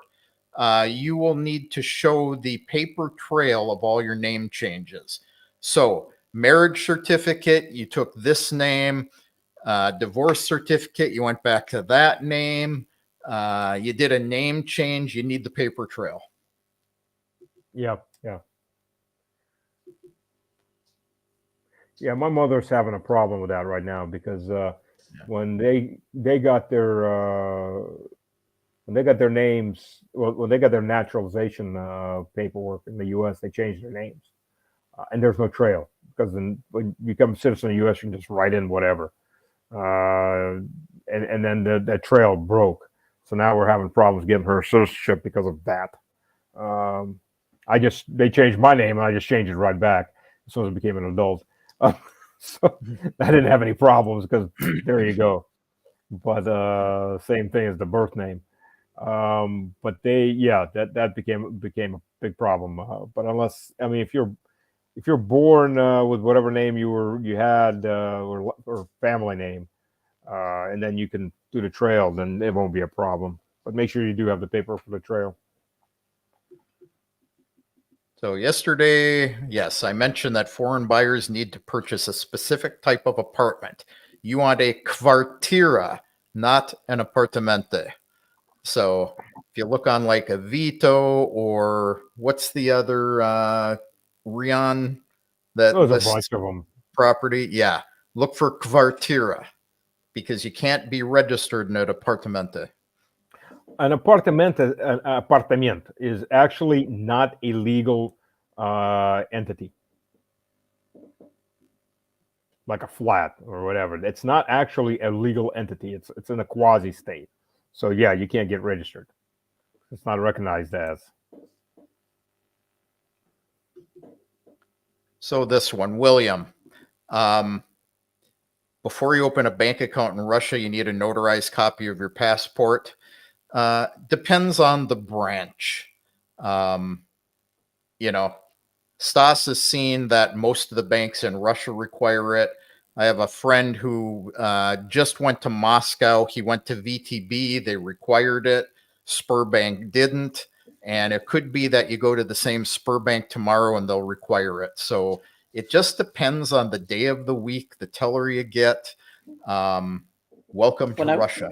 When I went to Alpha Bank to open my original bank account, my first one, I did not need notarized translation. When I went to Spare Bank and opened a second account there, they took my copy of my notarization.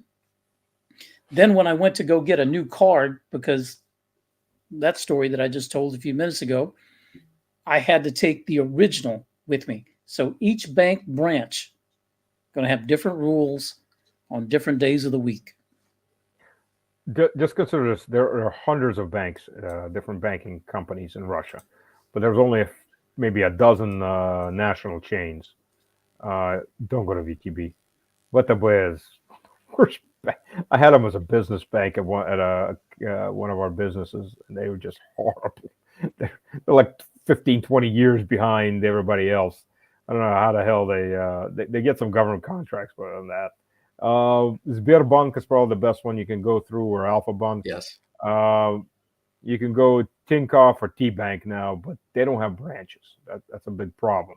You have to go in. So if you're a citizen, it's pretty easy. But again, I don't trust a bank if you can't actually physically ever go in. The other problem with T-Bank is if you're transferring money from the United States, T-Bank 99.9% of the time will block your account until you bring them, or until they send a courier to your house to review all your documents to prove source of income. Yeah, that's, in fact, I got Raiffeisen, and I'm having to go back there and tell them one more time, like I do every year, I am a Russian citizen, because I got it before I was a citizen, and they can't seem to get in their system that I am a Russian citizen. Been there for many years. What the hell? Every year we had to check if you still have residency. Yeah, I get that with Alpha Bank too. I opened my original account with them on my U.S. passport. I've had to travel to the mainland to show them my Russian passport multiple times, and they can't seem to press the button to put it into the computer. So every time my passport expires or the beginning of the year, they always block my account and say, you have to come in and prove that you're a Russian citizen. Absolutely. Any divorce, any of your divorces, you need to have it. You need to have the paperwork. Otherwise, you're still considered married.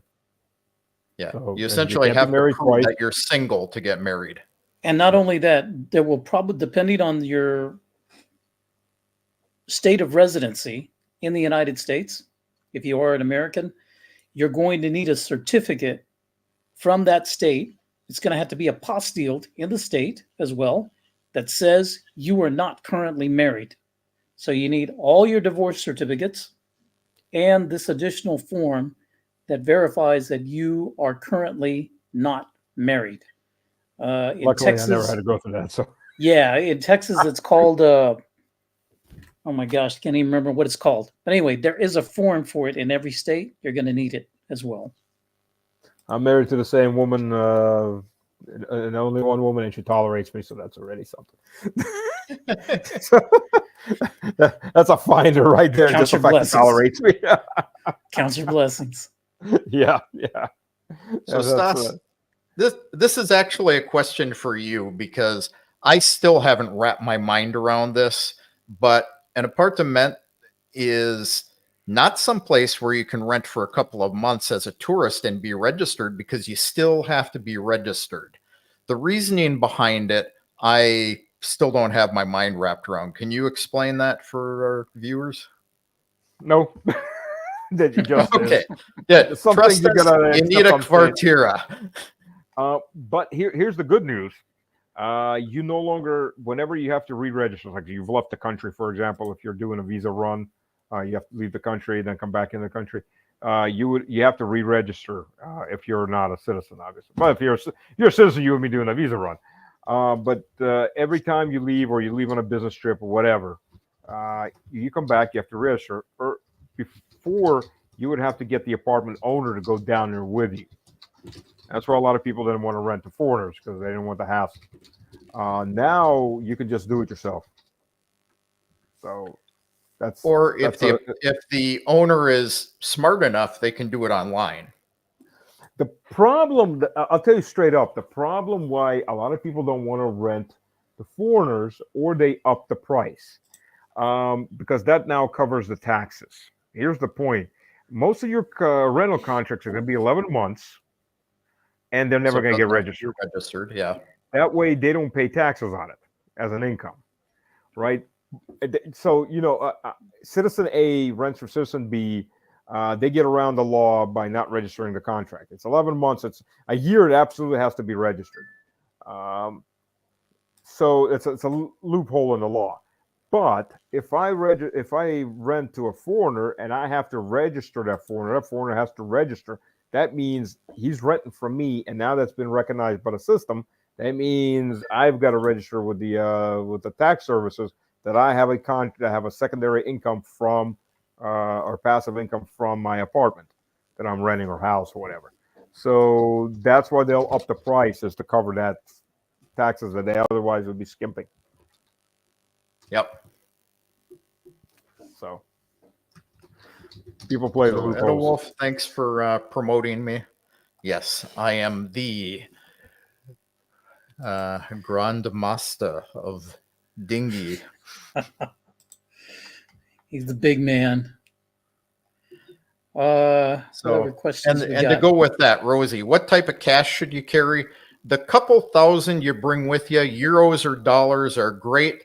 You can bring Great British pounds if you really want to, but you will find very, very few banks that will take them from you. And only pounds that are now plastic. They won't. I had some old pounds, and you can't do crap with them because they're paper. They're the old version. But it doesn't matter what you bring, because you can't buy anything with dollars or euros. You bring them and you change them to rubles. Otherwise, people look a little weird at you, because they really, somebody may accept it, but it's under the table. They're not allowed to accept rubles or euros. There's only one currency in the country. And they have to be perfect bills.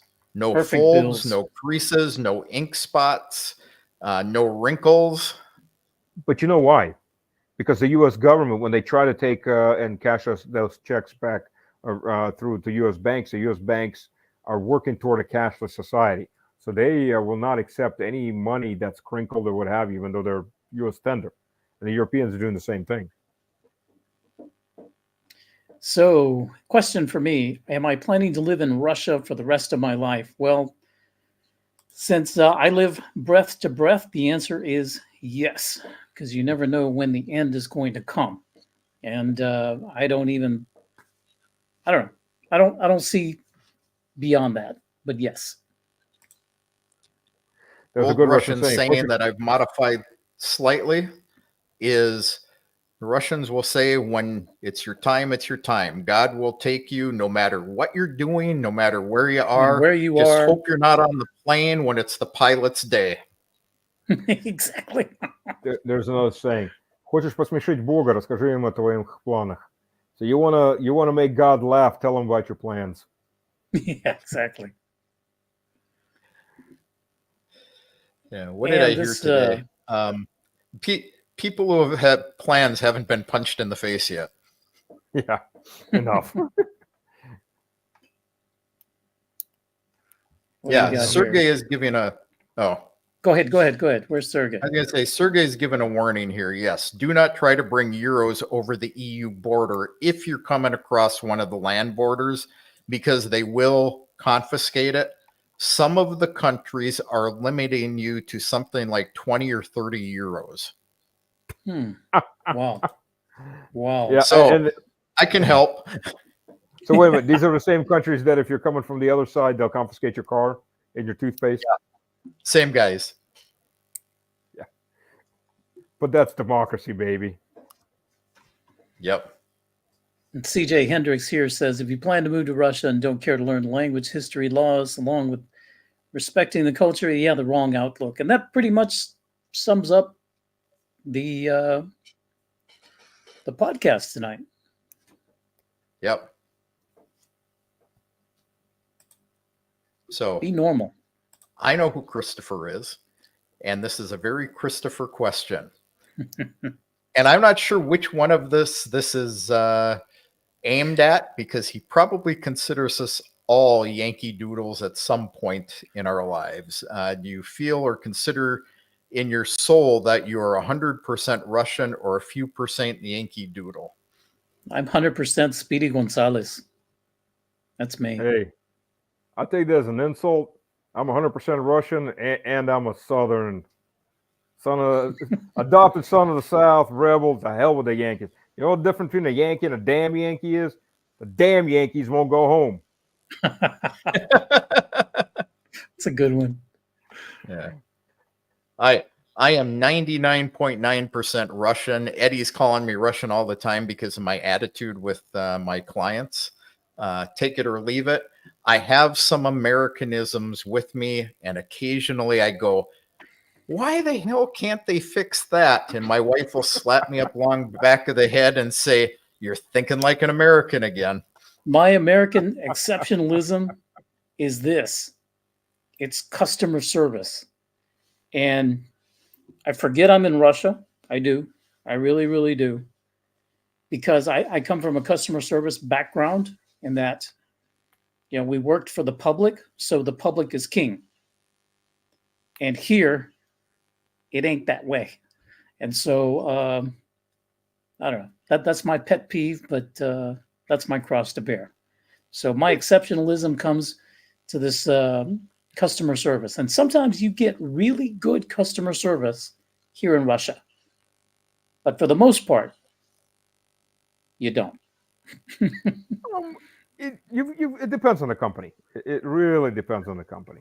Depends on the company and actually the person that's serving you. It comes down to that. Yeah. And by the way, customers, I mean, anywhere you're in any bar, it's a restaurant, with very few exceptions, tips are not built in. So most people will work for their tips. Absolutely. So, Eddie knows I bought a new car over the weekend. Great dealership, great to deal with. After they got my money. So yeah, but I ran into that in the U.S. too. Once they got your money, it's go pound sand. So you don't go into the service department and have 5 guys waiting there to write up what service you need, and they're going to work on your car. It's we'll call you when we can fit you in, and if they ever call you, you may have to call them 20 times. No follow up. So. Service after the sale? No service after the sale. I've had decent service, but the salesmen suck. And I'll tell you the simple. No, really. When it comes to sales and cars, the U.S. salesmen, I mean, the ones that appear right beside you, like out of a puff of smoke, like a vampire in a cartoon, they are. The problem in Russia is all those salesmen are working on a contract basis. So they're employees. Firing an employee is not that easy. It's not like in the U.S. I can fire you because I don't like your socks. Or I'm having a bad hair day, so I decided to fire a few people. And because of that, they're getting a decent salary just for sitting their asses there. They're not all based off commission. Now, if you hire them as EPs, individualny предприниматель, and then put all their work as percent, you get really good salesmen. But they don't do that. I don't think they even realize they can do that. So most of your salesmen in car lots, you got to ask them to get off their ass, or like almost beg them to get off their ass and tell you something about a car. Like, I'm too busy playing Tetris, or Candy Crush Mountain, or whatever the hell they're playing.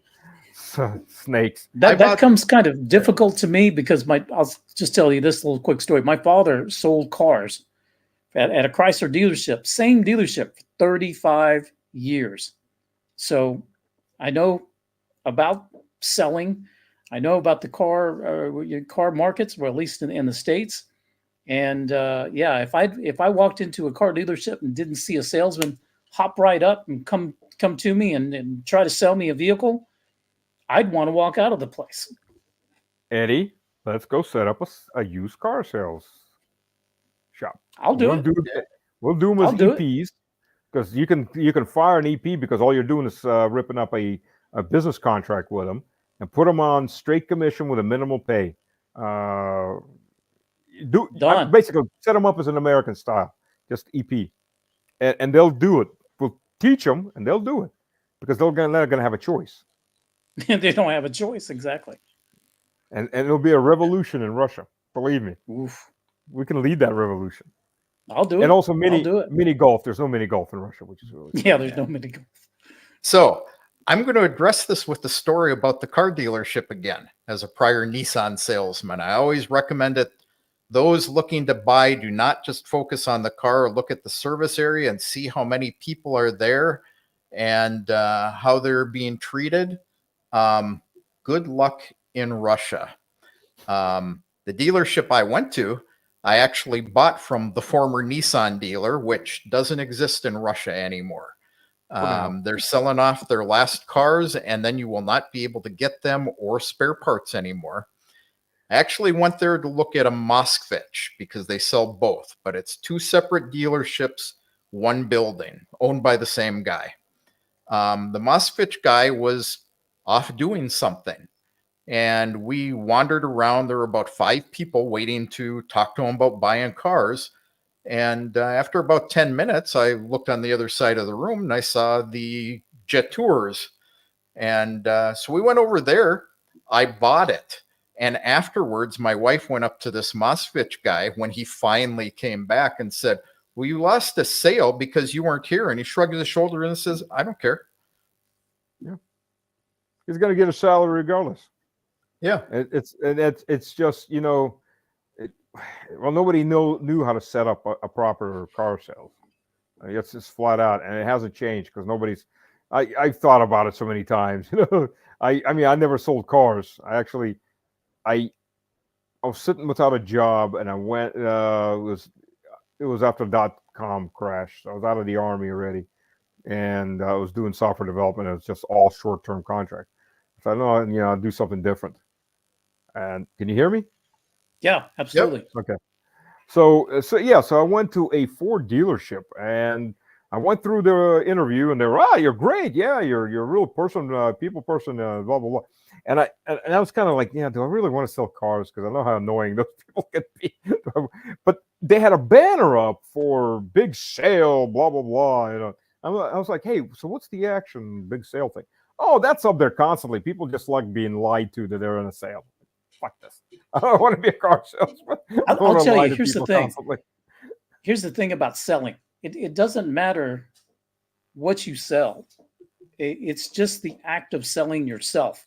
Because if you can sell yourself, you can sell a car, you can sell a computer, you can sell a phone, you can sell whatever. So that's what it comes down to is just selling yourself. I was always the car salesman's nightmare. Because one, Me too. I knew the price of the cars. I look up the different dealerships. I go in there and show absolutely zero emotion because, you know, they're all emotion driven. Yeah. Smell the new car smells. Look at it. Ah! I'm like, yeah, it's okay. Yeah, it's okay. Let's talk about the numbers. And be willing to walk away. Yeah. Be willing to walk off the lot. Yeah. I've done that. I've done that before. And I did it on, and, you know, I came back to get service at this one dealership. The car dealer was pissed off and was they kept him from screaming at me because I'd gone to him and he was trying to blow sunshine up my ass. And I knew the price of the car. I went in there, first of all, to check the car out before I let my wife check the car out. And then I looked up, there was a program. I dropped in the program what I was willing to pay for that car. And I got a hit from another dealership that was in the same family of dealerships, just on the other side of Houston. They went there and bought it for like $6,000 less. Came back. But since they're the same dealership family, same company, they had to service my car when I had to get it serviced. And he found out I bought it from the office across the city. Like, you know, that's the way it is. Up my ass. Another thing Westerners will find here is when you go on the dealership, they have the prices listed. That's the price. They will not negotiate. So you can push all you want. It isn't going to happen. Because it doesn't give a damn if he sells a car or two. Because he's that's why they're not motivated. You know, that's what I'm saying. That's why I think maybe this used car lot might actually work. Because you've got wiggle room, you can kind of negotiate and haggle, and you know, hey, best deal today. It's 5 o'clock, and I haven't sold a car today. You're getting this one cheap, you know. So one way to look at it. Oh yeah, absolutely. I mean, I had the whole setup when I, you go in, you'd scout out the dealership. If they had the board where you could see it, you're looking up who's lagging in sales. Wait till the end of the month. Go in. I want to talk to this guy. Yeah, he's desperate. I know he's desperate. It's the 29th of the month, baby. It's time to look for a car. You're 2 cars behind, and you're gonna get fired. Yeah, I can help you out with one of those 2 cars. Yeah. I had the whole mechanism worked out. And I bought that many cars because I tend to stick with the same car for a while. But yeah. Edelwolf, are you trying to say dale gas? He's trying to say, sell me a gaz. Sell me a gas. There we go. Well, Patriots are not bad cars. So, guys, we've been going for a little over 2 hours. Yeah, my wife is going to have my arse. I've been on. Yeah, we have. Yeah. We have. Yeah, we need to hang it up, I guys. will answer this one last question before we go. Go for So, it. James, after successfully moving money to Russia with my help, where should it be placed? And I know he's referring to the people we started the show with. Seeing the missteps of someone else, you thought it would be worthwhile to ask? Yes, it's worthwhile to ask.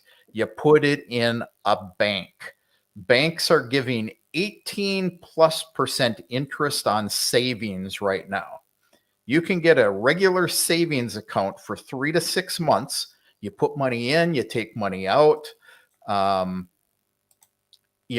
a no-brainer. You lock it up for 90 days or 6 months, and they will either leave the interest in that account that you've got locked up and you earn interest on the interest, or they'll pay the interest to your card, and assuming you have enough money on your card, you can live off the interest. Many Russians do that. So, But if you don't have a bank account before you come, you can transfer money, and we have an escrow service at Sberbank that we can put your money in and hold it until you open your own account, and then it gets transferred in. Just consider a couple things, though.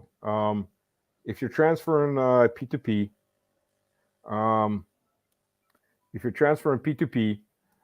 you cannot, if you put too much money at one time, so you've sold off your Bitcoin and you drop it all in your card, for example, around 1 million rubles at a time, you'll probably get that card locked up.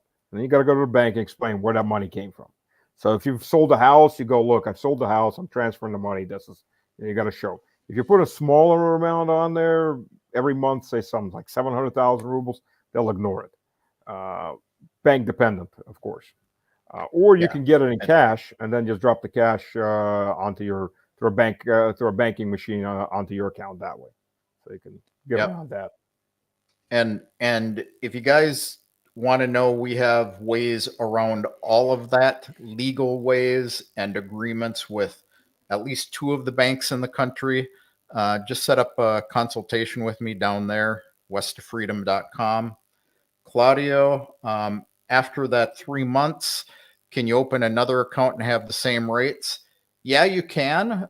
In the case of Sberbank, if you have 2 million rubles or more, they will actually let you open up the same account for another 3 months. After that, it originally 2 months ago, my account reverted to 10%. They've raised that to 12 now. I did lock most of it back up into one of these 3-month accounts, and they increased that from 16.5 to 17.5. So, but I have the agreements in place. We can avoid what Stas is talking about. But yes, if you're selling crypto and you're putting it in your bank yourself, you get all these little transactions, the bank will likely block your account. And then you got to show the paperwork to get it unblocked, because it's considered money laundering after a certain amount. Yeah. Then I've seen people money launder into Russia. You money launder out of Russia. The other way. Yeah. First time I ran into that. We may be laundering our money into the special military operation. Oh my! The first time I ran into that, literally, I was looking at the back. Are you freaking serious? Am I money laundering? Money laundering normally goes out of Russia, not into Russia. Yeah. Oh yeah, it's law. Okay, fine. All right, gentlemen. Well, what an evening. 2 hours and 14 minutes. Thank you all so much. Yeah, I hear you, man. All right, guys. Everybody have a great rest of the Sunday, and we will see you con el favor de Dios. This means with God's favor next week at the same time. All right. Have a good one. Cheers. We're out. Bye.